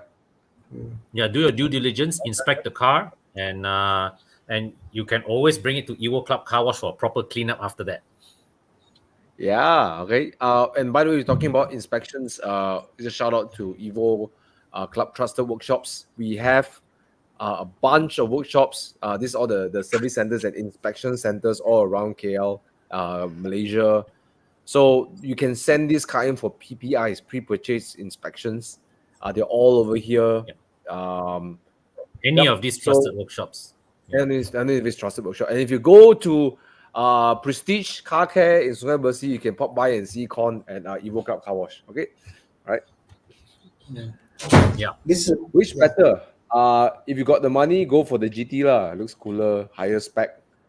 Yeah. All entirely a matter of taste. But the GT is a more practical car. I mean, the boot of that is humongous. It's humongous. The boot. The center console is also a bit different, isn't it? Con? Yeah, it's a bottom bit part, different. the Previously, I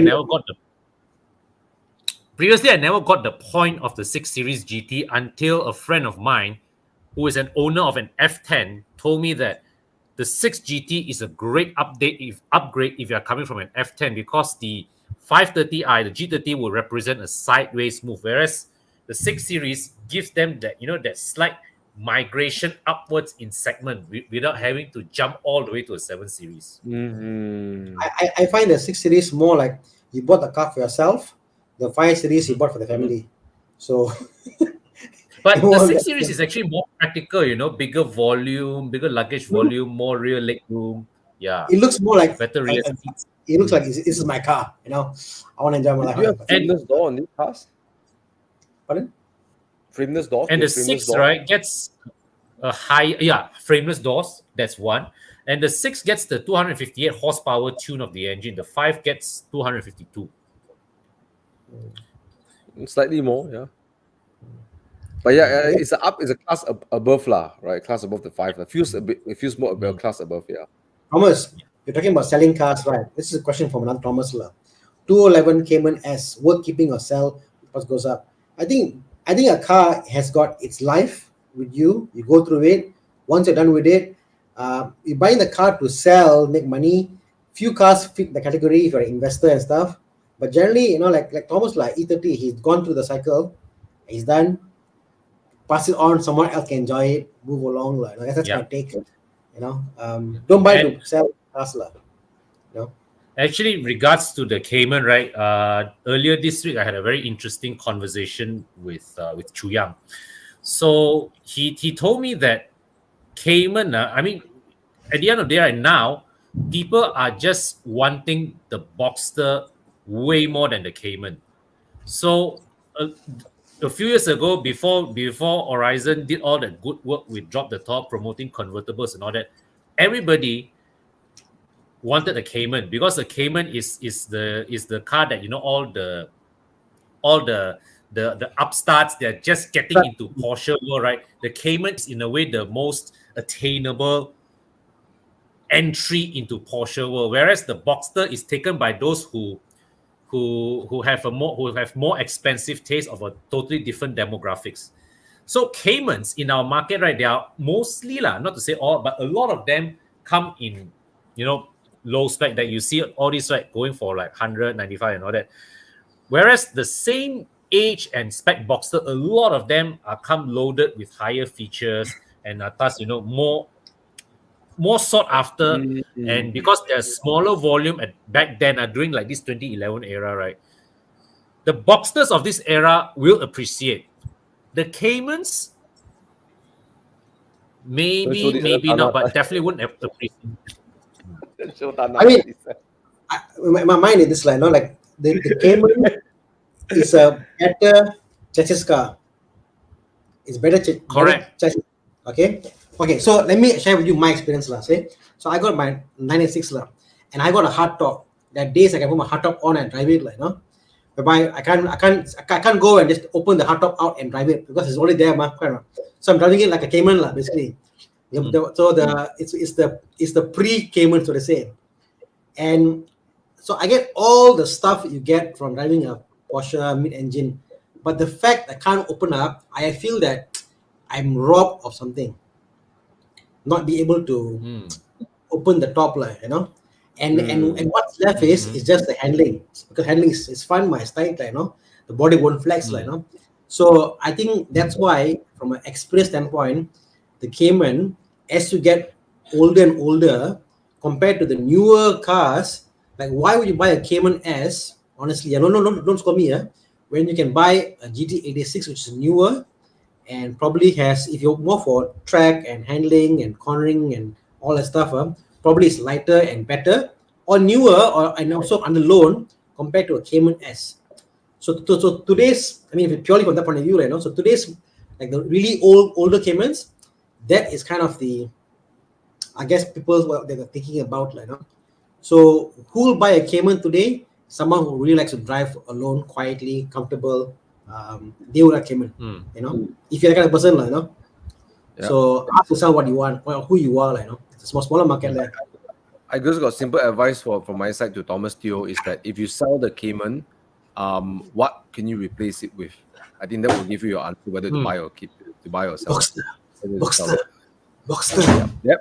So if you can answer the question, what you're going to buy if you sell it, then you know what to do. All right. Oh, really? Yeah. 96. This 986. No, they're selling for 108. Okay, Oh, hi again. Hey, a man can ask, man. Yeah. Reynolds, yes, they still do, but Megans are limited units, just so you know. yeah. Limited units. They still do, but you have to wait for it. I'm going to announce this on the live show. I know it sounds so weird. I'm selling my Megane RS as well. So if you're interested, you can PM me. Are you All right. kidding me? I'm not kidding. I'm selling it. All right. So PM me if you're looking to buy it. Okay. Cool. Wow. My friend test driven XC90T can't decide between T8 and T and B5. Ah, they're not the Both same. spec the same. B8 got adaptive Brand new, suspension. B5 passive suspension, bro. To me, XC90 lives in the world of luxury. Has to be the top. Has to be the T8. T8, right? It's one of those cars that The way I think especially for especially for the 90 lah, the T8 makes more sense than the T90. It's heavier. It needs that extra torque, right? Mm. yeah, Bower and Wilkins, man, the It needs Bower and Wilkins is yeah. ridiculous. It's so it needs good. the power, it needs the sound, the seats, the comfort, the air ride suppression, the hybrid, all that put together, what makes XC90 a product that no other company out there can make. I mean, I don't care it's an X5 whatever, but the package in the XC90 is not available comparable with any other product. in the market. There's a reason why Bobby tells us that so many of people he know of are on their third XC90s. Third. Yeah, people compare. I know they compare an XC90 to a X5 and stuff, but to me, there's no comparison. It's just a way different product. The product is different. It feels so Yeah. different than any other cars out there.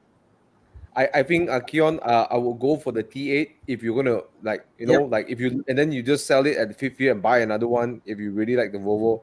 B5 is this mentality I buy keep long term, but T8 got so much more lah. You got the Bowen Wilkins, you know, Inscription Plus, and then you got active suspension setup. I mean, yeah, T8 lah, yeah. I don't know where this came from. Terry says, "Don't put 80-inch on 318E for X." True. This is I think about B5 also got Bowen Wilkins out. Sorry, B5 also got Bowen Wilkins. Sorry. I was thinking XC60. Okay. The XC90 also got Bowen Wilkins. Sorry, our manager just helped us. They all have, but I think it's just It's just an engine difference. Actually, the question that I will ask is, what is the difference in fuel tank size? Yeah, because just to share my experience, this was in an early Evo and in Enduro 2018. This was before you and Thana joined. I drove the XC60 T8 from where? From what's the place that we went? Somewhere from Thailand, and I remember distinctly that trip. I had to refuel the car so many times because it had a small fuel tank. 70 liters, bro. 70 liters. Oh, 70 liters is plenty lah. So Yeah. So I think they upgraded the fuel tank in 2019, you know. So according to Chiang, it's a lot bigger fuel tank than before. This is all right. But go for the T8 lah. I think the T8 feels a lot more. I mean, with the extra plug-in hybrid power, just feels so smooth, you know, especially in traffic. I think if you are talking about XC40 or XC60, I do have a preference for the non-hybrid. But yeah, XC90 actually, you are better off with the hybrid any day lah. How quiet it is, how it rides, everything was a package, man. It's so nice. Yeah. All right, let's move on. Let's take Fernie's question. Okay. Civic is the safe choice. I asked Uncle YS Kong, he driven both cars. So I had a good talk with him because we were both driving down from Penang to KL together in the car. Right? So he was my passenger, we were driving down. He said very simple one. Okay, both also very good car. Even the new Honda Civic handles really well. Okay. Do you want a CVT or you want a top converter? Finish.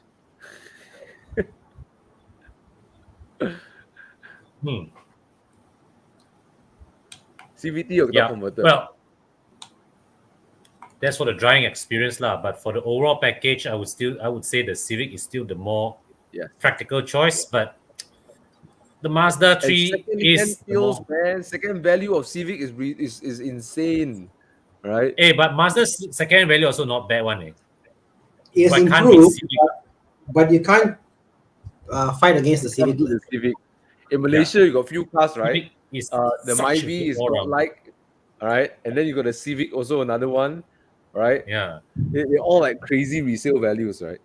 Yeah. yeah. Okay. I have to agree, the Civic is probably the car that I'll get. If you can afford 328i, go 328i. Yeah. Yeah. Even better if Yeah. you get the facelift. Yep. And like Thana said, watch out for timing belt. What else? High pressure fuel Chain. pump. The chain guide, timing chain Right. guide. Timing chain. Touch pipe, Charge pipe. Yeah, those things. Whenever I walk into a mechanic doing BMW, I see coolant. Why I call all mechanic BMW, I see coolant issues. 1.5. It's a thing. I don't know if I don't think it's sufficient. Yeah. Even commuting, I feel it's not enough sometimes. Yeah. I To be think up the highway. my experience was that it's okay, it's doable, but yeah, you're better off with a 2-liter. Yeah, I mean, even in going MPE, don't say cross country, you're trying to get out to the highway, try to pull up to the fast lane or go to middle lane. It's just a bit tough. Yeah, a bit tough. All right. Let's see. What else? Okay. 86. You can. You can. And I would say, bro, go for the BRZ. Just book it right now. Okay. If you are so concerned about the price, you want to know why? Because when the I don't know, I just think the BRZ is good value for money. And the 86 will drop price when the BRZ comes out. 86. Yeah. Yeah, but why wait for 86 when you can get the book of BRZ now? Resale value? Agreed. But you're going to pay a premium. I think don't about think 260, 86. I don't think it'll be different. No, they're I don't different. They're different. Actually, there's a mechanical difference between the car, actually.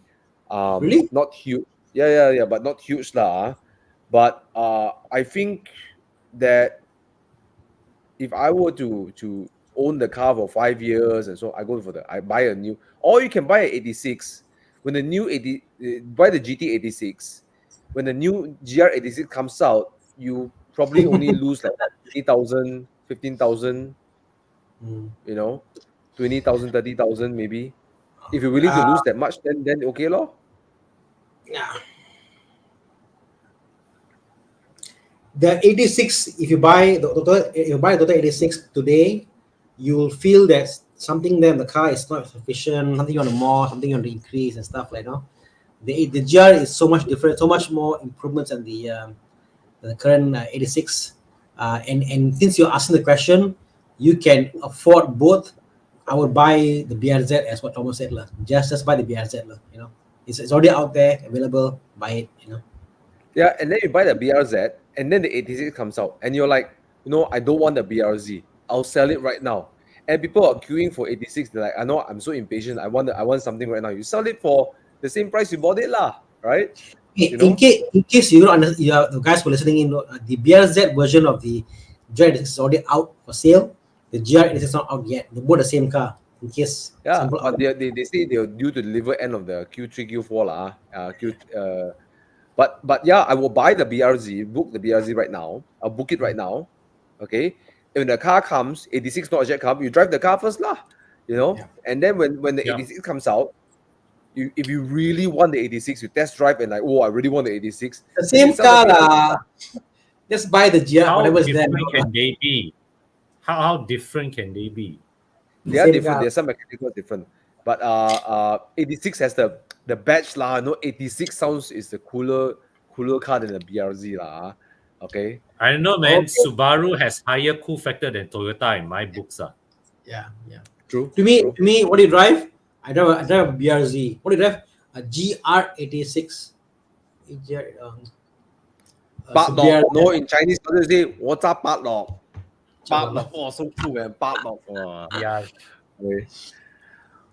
So, yeah. Want to Get a BRZ, China. bro. If you can afford it, Yeah. get a BRZ. If the time comes, you really want a GR86, you can still sell it for the same price. I'm pretty confident you can sell. Maybe you lose 5,000-10,000. I second Thomas on this. Yeah. Because some people worry, very impatient bugger, the hand itchy one, then you just say, you know what, you want to buy my BRZ. Finish. Okay. Mazda MPS versus the Megane RS. Mazda MPS is the modern day front wheel drive Widowmaker. It's not, it's hard to drive. It doesn't want to go where you want to go when you put the throttle down, the torque steers. Megane RS is a smoother car to drive. It dances with you. Two very different cars. Both very fun. Up to you which one you like. Okay? All right. I will choose the Megane. CRV, goodbye. It's a practical buy, no? You can't go wrong with CRV, right? You can't go wrong with Yeah. it. It's huge, man. Damn, the CRVs are huge, man. You make the CX5 look small. Yeah. It feels small. They make the CX5 feel like a HRV, bro.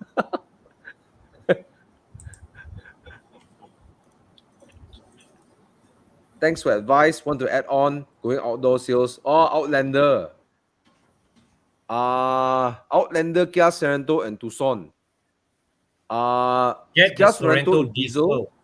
You will have the most ridiculous mileage with it. Okay, so that's the most like highest diesel. Yeah. And I tell you what, the Kia Sorento, I'm so impressed by how it rides. Especially my dad had the previous generation Santa Fe. It just drives so much better. It drives almost like a German car. The way it sits in the corner is tidy, is neat. Yeah. It's neat, lah. Right. It's neat and tidy. That sums it up very, very nicely. Yeah. And they're very reliable now. My dad has no issue. My dad bashes his car upside down. I mean, granted, the repair bills is slightly more expensive. I think the Outlander would have a better bill, Japanese. But the Sorento is everywhere. You feel like you're driving a luxury car. Yeah. And you travel a lot. I tell you something, you're going to feel comfortable when you arrive at the location. When you drive more so the Sorento than the Tucson. You'll feel so much comfortable when you arrive at your customer's place and stuff. Yeah.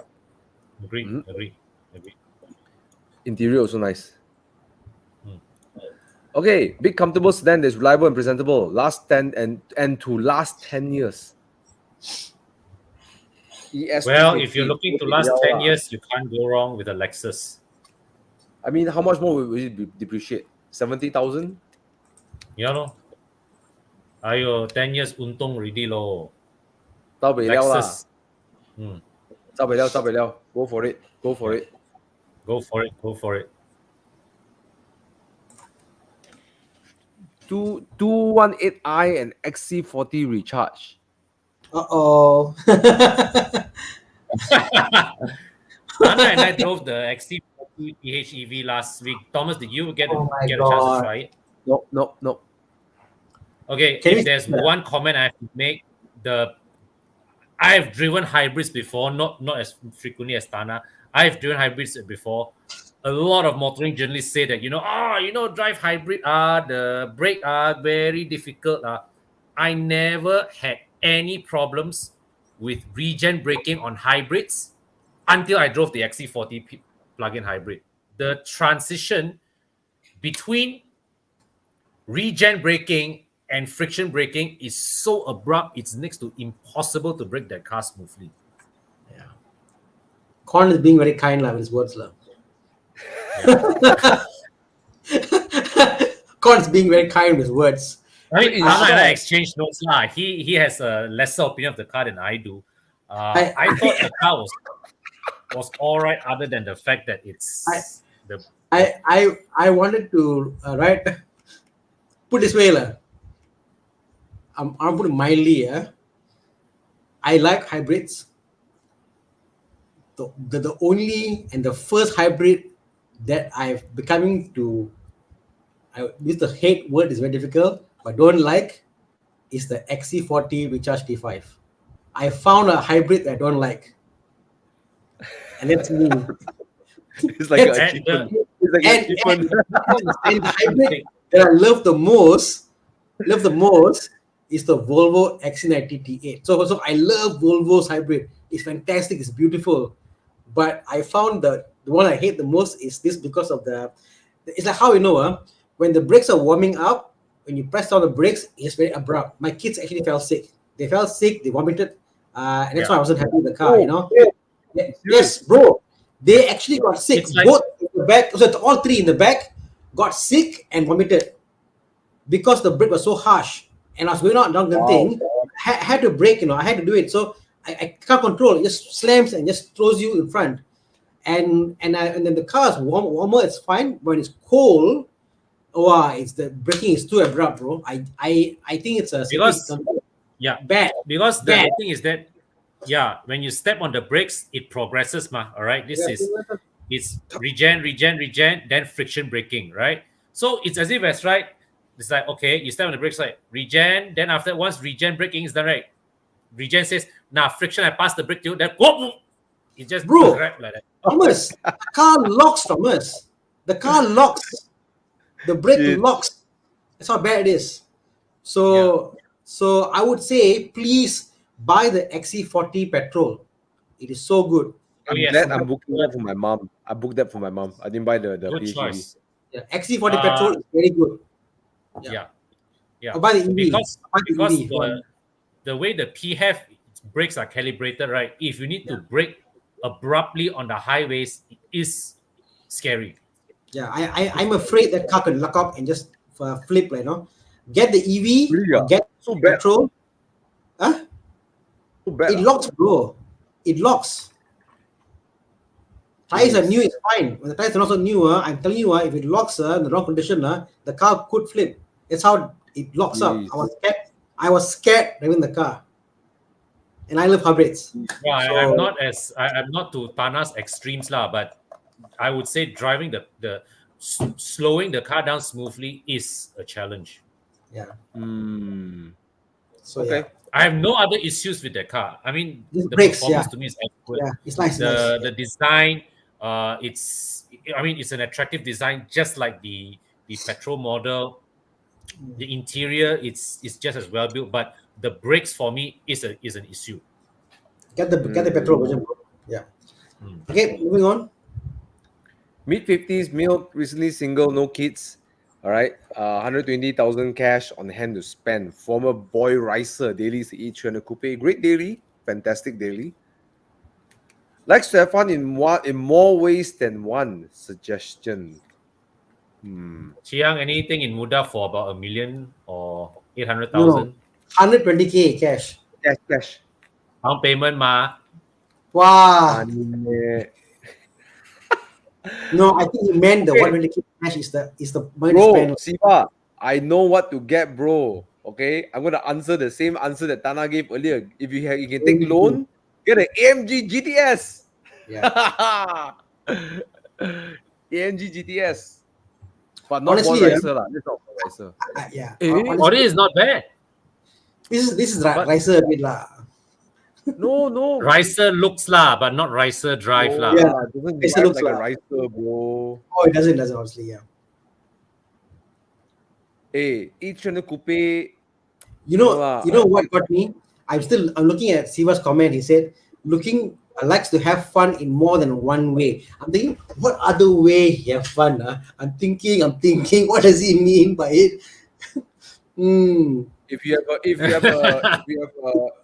Does he MPV, does he you can have need fun a in car- every single- Does he need a carnival to have a lot of space in the back? Is that what he means? No lah, Maybe but he you get it lah. It's driving fun. You know, naughty lah you. Okay. Okay, Yeah, you yeah. can take loan, AMG GTS. You know, if you want, that's a great like sexy looking car. You want to drive fast, I guess get an M4. You know, Mhm. my advice, Siva, I think you're the age whereby you are probably going to work another 20 years for your work. So you want to buy a car that right now you think you want it, you go and enjoy it, but when you come out of it, you won't lose money out of it. So buying like all these older Boxsters, even the Amg GT is a good choice because that car won't depreciate. Think heavily on depreciation. Don't buy funky, unique cars that will depreciate. Buy cars that are solid, good holding power. Yeah, this is fantastic. Boxster 911, all those are great choices. Today I was looking at Thomas. Today I was looking at 997 turbo. I was like, I want to buy one. There's one for 180k. I think I saw. Was it 180k or? Wow. Yeah, 180k. Yeah. No. Some more. Sorry. Sorry. It was 100, 200 something like 240. Is it? Yeah. So that's a proper car, So, it won't depreciate, obviously. Look at cars like that. Look at answer. Yeah, you got the answers over here. But I think get a convertible, be special, Siva. Yeah, get a convertible. Can have fun in different ways. Come, join the Boxster gang. Well, Got 100k to burn. Porsche Boxster. I think as much as I like the look of the Z4, the MX-5 and Boxster first, and then MX-5 lah. Yeah.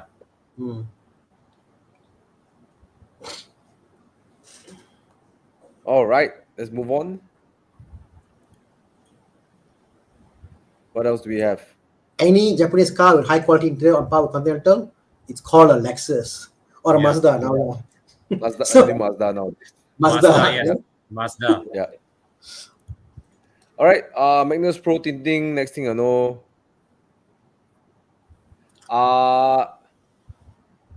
Okay, I think they've been around for quite long. Okay. The only thing we're concerned about PPF is always yellowing. I personally use Expel. They have warranty against discoloring, and it's not only local office. Internationally, they actually have a guarantee against the yellowing of your PPF. How many years? In US it's 10, Malaysia 4 years. Obviously, we have more sunlight over here. Yeah. Okay. So don't just look for the price. Look for that too. Okay.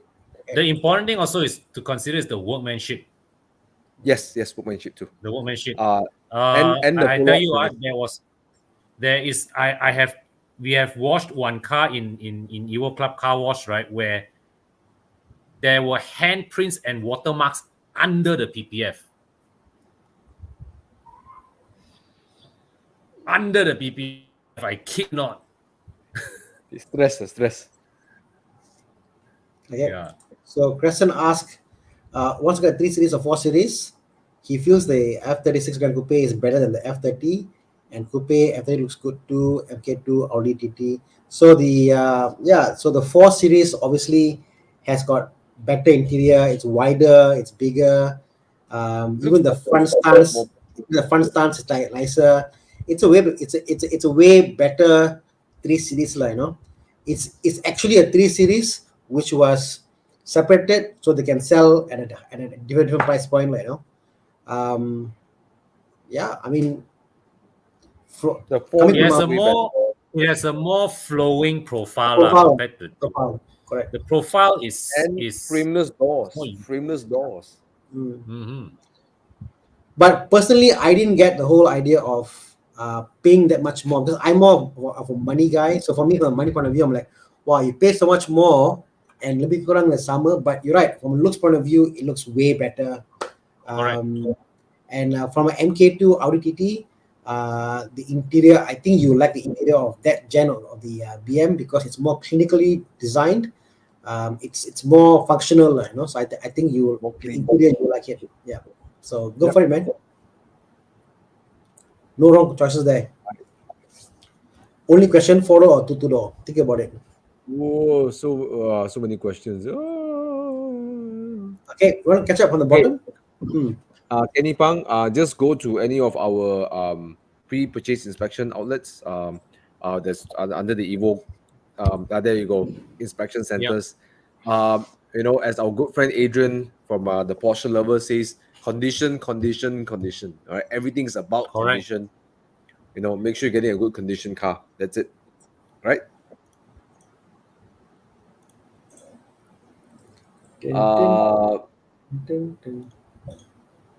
Bobby is not around, but we can answer your question, Tuan Azli Ibrahim. It is worthly. Is it still worth it to buy a diesel? I don't know why I'm talking like this. This looks so. It looks so perfect. formal. Tuan Azli Ibrahim, Kia I tell Carnival, you, no question. Kia Carnival, I dream about Kia Carnival. Mimpi I teringat Carnival. It's so beautiful. Amazing car, amazing vehicle. Feels like a 400 grand car, bro, or 500 grand car. It is. Yeah. All right. Let's see. Go for the 1.5T or go for 2.0. I think the turbo more suitable for the car lah. Car so heavy. Go for the turbo. Turbo. All right. New Golf GTI or Mini Cooper S for daily drive. I have an X70 family car. If you already have quite a practical X70, then I would say go for the Mini lah. Oh yeah. Cookie there. I go for the Mini Cooper. It's and you get a 2-door. It's more unique, right? And it's a Mini Cooper. It looks so cute. It drives If it's well. your only car, the GTI is a better all-rounder. Okay, I suspect is that his X70 is his wife's car that drives most of the time, and then he drives the Mini Cooper or the Golf GTI. Okay. Yeah. There's something you need to know about the Cooper S is that the suspension can be a little bit harsh. They're all active setup. There's no passive set. They're all passive setup, no active setup. So if you're gonna, you might not be okay. If you can tahan the Cooper S, it's handling the suspension dynamics is actually a great setup for like hard driving. Yeah, and it's dailyable. I mean, Cooper S is dailyable, but of course, it depends on your expectation as well. If you expect it to ride like a Honda City, then sorry, the Mini Cooper S is going to collapse in its suspension. It's on the harsher side for sure. Yeah, but I would go for the Cooper S because it looks so cute. Yeah. And you take your wife out on the Mini Cooper S, and your wife can drive it too. She can have fun, and she enjoys the Mini Cooper. It's cute. Yeah. So this one, the guy questioned earlier about the BRZ and the 86 question. So I think what he meant was, should I get the current gen or wait for the newer gen? My advice is do not get 2015 to 17 car because that's going for 150k, not worth the money. 200 or 1,000, 200, low to low 200 can get the new one. 180, 160, yeah. So you can why pay so much for that kind of price? Wait and get the new BRZ, which is already announced already. And or you get a really old one for 120, 130. Don't get this. Not worth the money. Yeah. So you say not you this get age. if you really want to get, I think the 2015, 17 is a bit higher on the price stuff. That one will suffer more depreciation than the 2013 and stuff. Yeah, it will suffer more depreciation. So yeah. The 2013 like what 120 something. Yeah, now. Okay. TT Lover says, what about TTRS and TTS? Buy, bro, buy. If you're already in Audi and you like it, buy. But they are very fast car, capable car. You love Audi TT. Your name is TT Lover. You love it. What more to say, man? It's your handle. Quattro. Get the Quattro. Don't get the one no Quattro. No, TTS and RS are both Quattros. Yeah. No, it's going TTS or TTRS. It's confirmed Quattro already one. Yep. But go for TTRS. That's why the TTS or TTRS is definitely the way to go. Yep. Those cars are in the hands of a good driver. They're legit fast, man. Ferraris have hard time keeping up with TTRS on the way up Genting. Okay. No, I think TTRS. You should rephrase. Sorry. Yeah. In hands of a bad driver, the TTS RS is fast. Yeah. But only in the hands of a good driver can the Ferrari be fast enough and Hey, you could drive safely you know, because the one day I TTS is was so driving to Genting with Brandon, all right, racing driver, 458, right? uh, And then there was a super tuned TTS in front of us, probably like stage 4 or something, right? You know, Brandon couldn't. It there you was go. he was pushing the car so hard just to stay behind the TTS. It's Mm. ridiculous. It's ridiculous how much the small car. I mean, okay, those kind of roads, right? Power, you know what I mean. But the Quattro lah, you know, the Quattro is just, Yeah, yeah. you can carry much And, more and speed. Brandon in his car is correcting his car like this. Oh, you know, like Oh, and just Brendan to is keep up. fast. Yeah. Mm. Okay, let's move on. But yeah. TTIS, TTRS, man, goodbye. Go for it, man. Bye. Okay, what else? Oh, okay.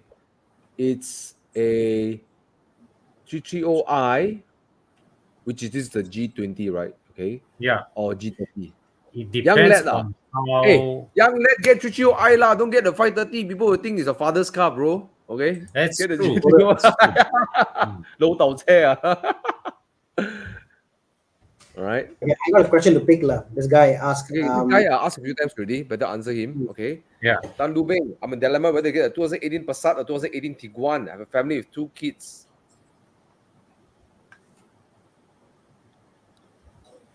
Okay, Tiguan but was I a do want to say 1.4. one thing. 1.4. Just because you're looking at Tiguan doesn't mean it will handle floods better than the sedan. At the end of the day, it really depends on where the air intake is in the engine bay. No, but even then, the Tiguan and the Passat. Okay, let's just put it aside. You're talking about this much gap versus this much gap. If there's flood, unless you got a truck has got 800 clearance lah. Okay, less than a meter. A truck that's lifted is 1 meter, 1 meter. You know, so unless your flood is above your knee level, then all the stuff will get stuck. Unless you got a wave you perform, you know. All right. So flood handling is an issue. Get a 4x4. No other, Yeah. no SUV, no car will solve it. Most modern cars, all the air intakes are actually above their wheel well. So if you think of a car, if you see the wheel well there, so the tip of your wheel well, the corner, that's the length, that's where you can go to. So SUVs, if you see that they are bigger tires, they're wider. So that it's up to that point, the water can hit before the car actually dies off, you know. So yeah, not a consideration. Like you shouldn't get an SUV because of water. There isn't the reason to get one. Yeah. Quick questions to answer over here. Post-purchase inspection. Yes, of course you can. Why Of not? course. Mhm. V60, yay or nay? You're talking about the T8. Yes. A lot Yes. of yes. Yes. If you can buy, If you can if buy. you can get Yeah. one. Chu Yang Okay. told me the allocation is very, very small. Gone already, bro. Gone. Not Yeah. really. So this guy says TTS, a lot of misleading dealers, TTS. So you can't. So I think when you're buying a car, Audi wrong. especially, do a VIN checker. So get the VIN number, go and do the VIN coder online. When you key in the VIN number, it'll tell you when it was made, what model is it. So they can't cheat. They'll tell you what color code it was. You know, you get all the facts for you. You can buy it in UK also for a few pounds, you know. So never buy a car without checking. No, not this. This is the grant. This is the grant. I'm talking about the VIN number. The car has got a VIN number, chassis number. All right. Chassis number. You can go online. Type in the word VIN checker. I mean, if you go Chiang, just type in the VIN checker, VIN and checker. So there's a lot of sites out there. You can go and do a check on the VIN number that you are buying for, and to find out, go to email sites. Yeah, correct. You can go to sites. Go to all, not image, all. This is the image. Yeah. So VIN decoder. Yeah. So VIN decoder is one side. There's a lot of vincheck.info. You can go there, key in the VIN number of your car. It will tell you know what model you're actually buying for. You know, and if you want to pay a bit more, if you know the car from UK, for example, you can go to UK site and key in, and they'll tell you the history of what happened to the car. You know, so yeah, they can't cheat you unless you are stupid, lah. Sorry to say. Yep. or you act you don't know. There you go. That's a good tip. I didn't know that. That's a good one. Green checker. Go check out, bro. Go look at your car. Your spider, the keyed in. It let you know when it was made, which factory, and all that stuff. Everything is there. Nice. Very, very cool. Peugeot Okay. 208. Not a big fan of the car, especially the NA one. I heard it's not that reliable too. So unless you really like the form factor, go for it. Yep. Not a big fan of it. Let's go. E400 212. Hey, Ivan Lim, this one my customer. This one, I think this car, this car is in my shop right now. Oh, no wonder.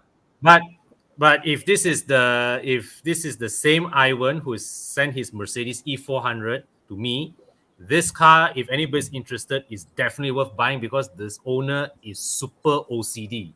Super OCD. Let me just tell you something. Today I just helped him fix one issue, right? So he's telling me that when he opened and closed the door, there's a squeaking sound, and it's a squeaking sound that's so gentle that I actually have to open and close his driver door a few times to see, hey, where is it? Then it is actually the part where the door frame trim was rubbing against one of the door trim rubbers, So I figured, okay, this one, I just need to put some tape over it and help him solve the problem. But it is the kind of squeaking sound that's so gentle. If he didn't point it out to me, right, I wouldn't have noticed. So whether this is worth to keep or worth to sell really depends on how itchy you are to move on to the next ride. But if anybody is interested to buy this particular unit is definitely worth buying. There you go. All right. Check it out at Evo Club Car Wash. I think it's still there. So, yeah. Yeah, I'm due to return the car to him tomorrow, I think. Yep. Okay. If you guys can own one car with a budget of 350K, all right, let's do a bit of Dude, Where's My Car, I guess. Dude, where's my car? Hey, Thomas, I damn missed that segment, man.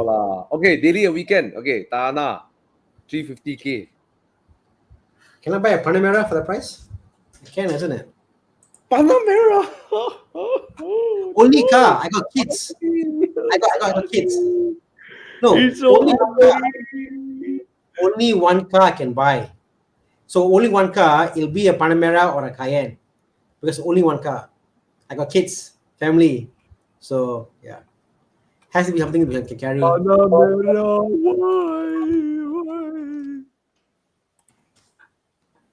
Panamera is fine, bro. You got people to carry, it's fine. Totally It's fine. so car. ugly. Life isn't all about driving a Boxster and getting your wife to take the bus. No, it's not that. It's just Panamera is just ugly. That's it. The first gen one is like, oh my god. I mean, no lah. For the price you can get, not first gen. I think I'm pretty sure. The second gen cannot lah. Second gen quite expensive, bro. Let me see. Yeah. Second gen quite expensive, bro. Cannot. I'll get a 958 Cayenne lah. 958 Cayenne. Hey, it handles well, man. That car. Shit, the car handles well. Yeah. Cayenne lah. Okay. Cayenne. Which variant? The base pack? S? GTS? If I can afford a GTS lah, obviously lah. I'm not sure what is the price. Is it in 350K? 350K. I'm not sure. It's one of those cars that I never look at buying because I look at the car definitely can. Yeah, you get the facelifted one. You get a pre-facelift one, 2012, 200,000 can buy also GTS 4.8. Woo! Can, no problem. You got a lot of money to spare some more, bro. Yeah, okay lah. Money to repair and then do something customized because Thana's cars don't look like normal, all must look like Thana's car. So yes. What does that mean? Where are we going with this? No, because you like to mod your cars, ma. My cars need to say I'm unique. He likes to personalize his car. Exactly. It cannot be any other 958. You want the car goes up there, this is Thana's car. You must know this is Thana's car. Okay. There's only one yellow Porsche Boxster out there in this color out there running around. So yeah. And with a paint that's been sanded down, Bro, Bro, you must look at the car now. Have a Okay, look at the car okay. now. Okay. Okay, Con, we should, what would you get? 350. Daily Actually, weekend. I'm thinking 911. Only one car. Your kids how? They can fit at the back already lah. They're outgrowing the child seats already. Only one car. Cannot lah. How can you 911. beat them? Can't fit them. Cannot. Cannot. It's not even a Wow, if seat I have lah. to be practical some more. Ah. Only one car.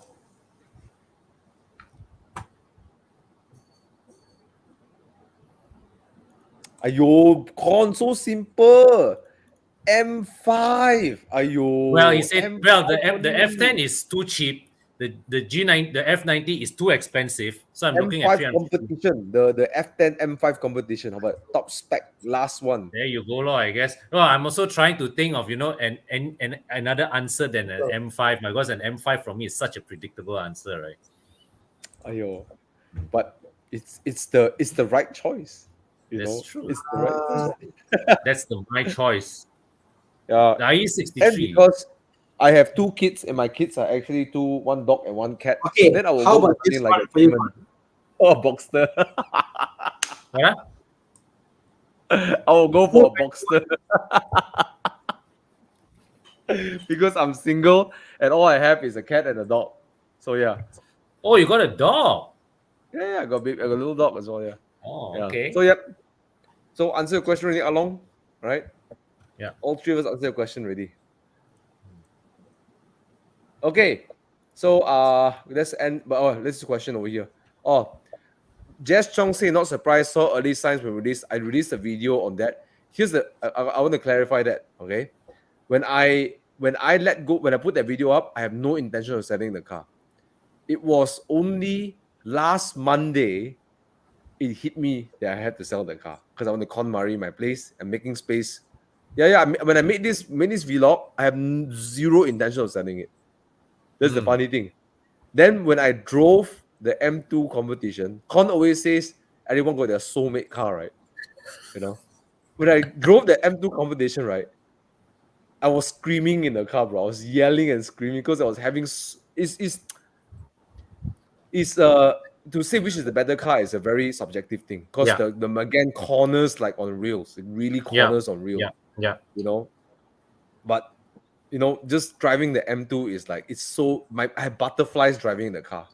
It's a car that when I walk past it, when I walk to the car, I got goosebumps and I just like, man, I want to drive it. It's like the Spider. When I see the Spider, I want to drive that car, right? I still get goosebumps on the Spider. The Megane is really competent, really fun, but it just lacks that 5%, that extra 2-3%, right? That gives me the butterfly. So when I finally drove the M2, actually Irfan called me. He said, bro, I tell you lama. I don't tell you 1 year plus 2 years, no, how long? 2 years plus. I say, every week, Thomas, you check out M2. Every week, other M2 punya. Never one day you say no M2, every day M2. I say, you know what? After I drove the car, I realized that I have to have this back in my garage. It's not exactly the same car, but I need it. So yeah, I'm good. I wish I can keep all my cars, including the Megane, but it's not just financially, but also I cannot drive all my cars. I'd rather go to That's somebody the who bigger can fully concern. enjoy it. I want somebody who owns the Megane that has butterflies owning the car. Deserves a better owner. Yeah. I just want to say one thing about Thomas's Megane. I had a chance of driving it for about a week some time back. And if you guys have watched my video of the Megane, of reviewing the media unit of the Megane RS, I commented that the ride is a bit firm. Thomas's Megane is more comfortable than the media car that I reviewed. Somehow, maybe the media car at the time, the suspension was still hard or whatever, right? But Thomas's Megane was more comfortable than the media than the media car that I had a chance to review back in 2019. So something you guys can take note lah. Yeah.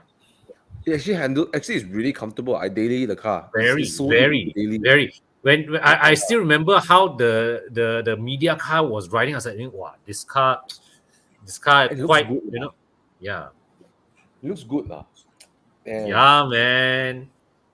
But oh well. Yeah. So it's going on sale. If you're interested, please PM me. Right. There's Yeah. only 6 manuals brought in by Tanjung Euro. There's Yeah. one selling for 250 right now. And it's just 6 months younger than my one. I'm letting go for the below that price lah. Okay. Just let me know if you were interested. Just PM me. I haven't listed yet. Okay. Because I know if I list it, people will call me non-stop. Okay. So So what today, I'm gonna do is, whoever is watching this right now, you just PM me. If no one gets the car by the end of the week or next 2-3 days, I'm gonna list it already. Then I'm gonna deal with all the number people calling in. How much, bro? Huh? How much? PM me. PM Apa tepi. lah, PM tepi salah tau. Boleh, You pun boleh. tak nak beli mah. You kenapa tanya? You pun bukan beli punya. I semua mau beli lah. Semua dah prospek beli mah. Correct. Anyways, speaking of cars for sale, well, my customer Ivan, that was the same the E400 customer. It's him, and he has booked the Cayenne. So maybe he needs to make space for in his garage as well. Yeah. Wait. Con buys 2 E39 M5. No lah, xiao meh. All right, let's answer one last question. Anyways, Wow, this one baller. Ah. Yes. Hey, go to 535i, man. The way it rolls Yes. down the highway, man. Woo! But the better Yes. handling one is the 528i lah. Yeah. But you don't Yeah. buy a F10 to get the handle. Like buy F10 for comfort and highway. Like. Yes. But of course, the 535 by now is a 10-year-old car. So do send it for proper pre-purchase inspection. Get all the mechanicals, the wear and tear parts checked, and you should be fine. Yeah, common issues with this engine is charge pipe, high pressure fuel pump, coil plug. Yeah. And remember one thing, the 535 was 600,000 ringgit brand new. All right. Woo! Compared to the regular 52 whatever, right? They are all sub 400k. So the profile of buyers, the first buyers who picked up the 535 is a completely different, demographic of wealth compared to your 520, 523, or 528 buyers. So that's something to keep in mind also. They generally should be lower mileage than the 52 whatever's. Yeah. All right. So congratulations. Yep. It's a great buy. You can find it. Great buy. Congratulations, man. Yep. Yeah, definitely worth more than the and I think, you know what? I would say this, good buy, reliable. It's actually more reliable. The N50 N55 engine is more reliable. Yeah. Just like I said, the high pressure fuel pump, charge pipe, and the coil plugs pop up. Actually, the high pressure fuel pump is more of an N54 issue than the N55. Eventually, it will 120k will start to give way on. Yeah. But yeah, I mean, no harm. I tekan very hard also that one. No harm keeping your eyes on it. No harm keeping your eyes on it. Just check it every time you service it. Okay. All right. What is this? Thomas can watch this before you get M2. Okay. Don't know lah. Right. But anyways, I think it's about time. It's 2 hours plus already. Yeah. 200 plus people joining us. Yeah. I think Thank Thana you so also much, guys. Always great to spend the Monday night with you all. Wow. Yes. Definitely worth it, man. Yeah. Nobody's gonna do it for you. Okay. This one must have been a very small section of the carpet, so we did it on the house for him. Oh, okay. Okay, last one. Before we end, if you know anyone looking for an E30, a very well done E30, reluctantly I'm letting that go. So actually, Morgan's quite reluctant. Actually, very reluctant to let both go. But I got to make space for the new car, right? And my finances as well, Okay, so I bought it for 30k. I spent 45k on it. My loss, your gain. The undercarriage, you can see we use, we sand all the rust away, and then we put on the anti-rust on the bottom too. Okay. The body is, we took 4 months to get rid of all the rust. Aircon is running well. Everything is running well. I mean, This is the only E30 in the market that I would vouch for its condition. Because I've seen this car in person and it looks stunning, man. The paintwork is stunning. probably one of the best painters in Malaysia. I would say. I would dare say it. I seen it. Their handiwork is ridiculous. Yeah. When I was polishing it, I was like, I don't know how to. Like I worked full day and I just brought it 5% better only. It's just so good, really. It's so good. I send my cars to a painter who is not cheap. All right, and I think he's worth it, but your one is. Whew. You have to queue up for him, bro. This guy had to queue up for him. 4 months, man, painting the car and killing all the rust spots. They killed the rust spots slowly, one by one, peel up the rust spots, and these are not cheap labor. These are artisanal work. Yes, and I'm so happy that I intend to keep the car, but same dilemma. I'm not driving it enough. I'm really not giving it enough love. So I've had to choose between this and the Mini. I'm gonna have to keep the Mini, lah. Yeah. Because your Mini is too unique to just let go. If I didn't have the Mini in the garage, then this car would be a great classic to keep. Oh yes, of course. Yeah. So if you're looking for it, please send to anyone who's looking for it. Engine runs smoothly. Just did a top overhaul. The person who overhauled my engine was an ex E30 technician and also expert in E30. If you are an Evo guy, send me a message, give you a good price, right?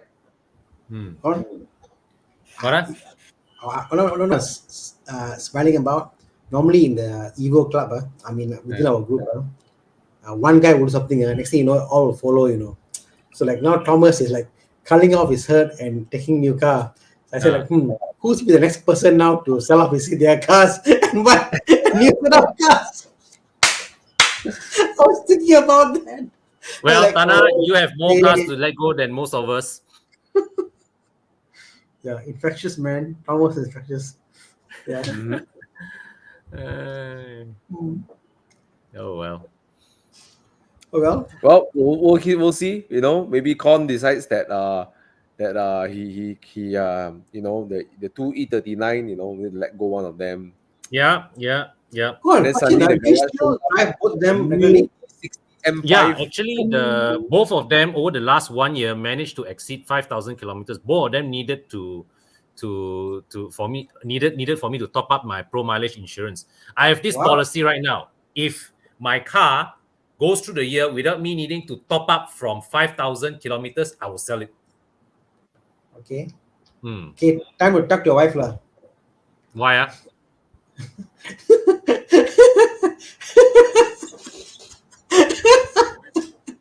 I know why, lah.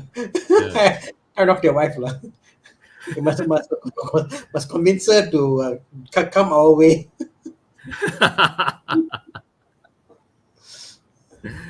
Oh well. Okay. You guys, thanks for joining.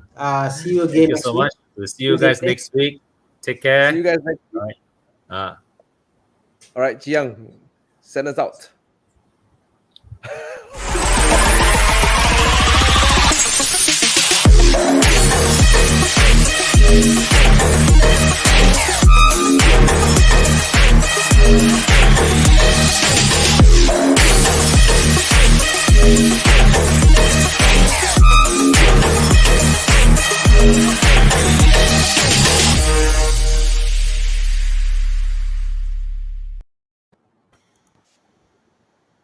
And broadcast.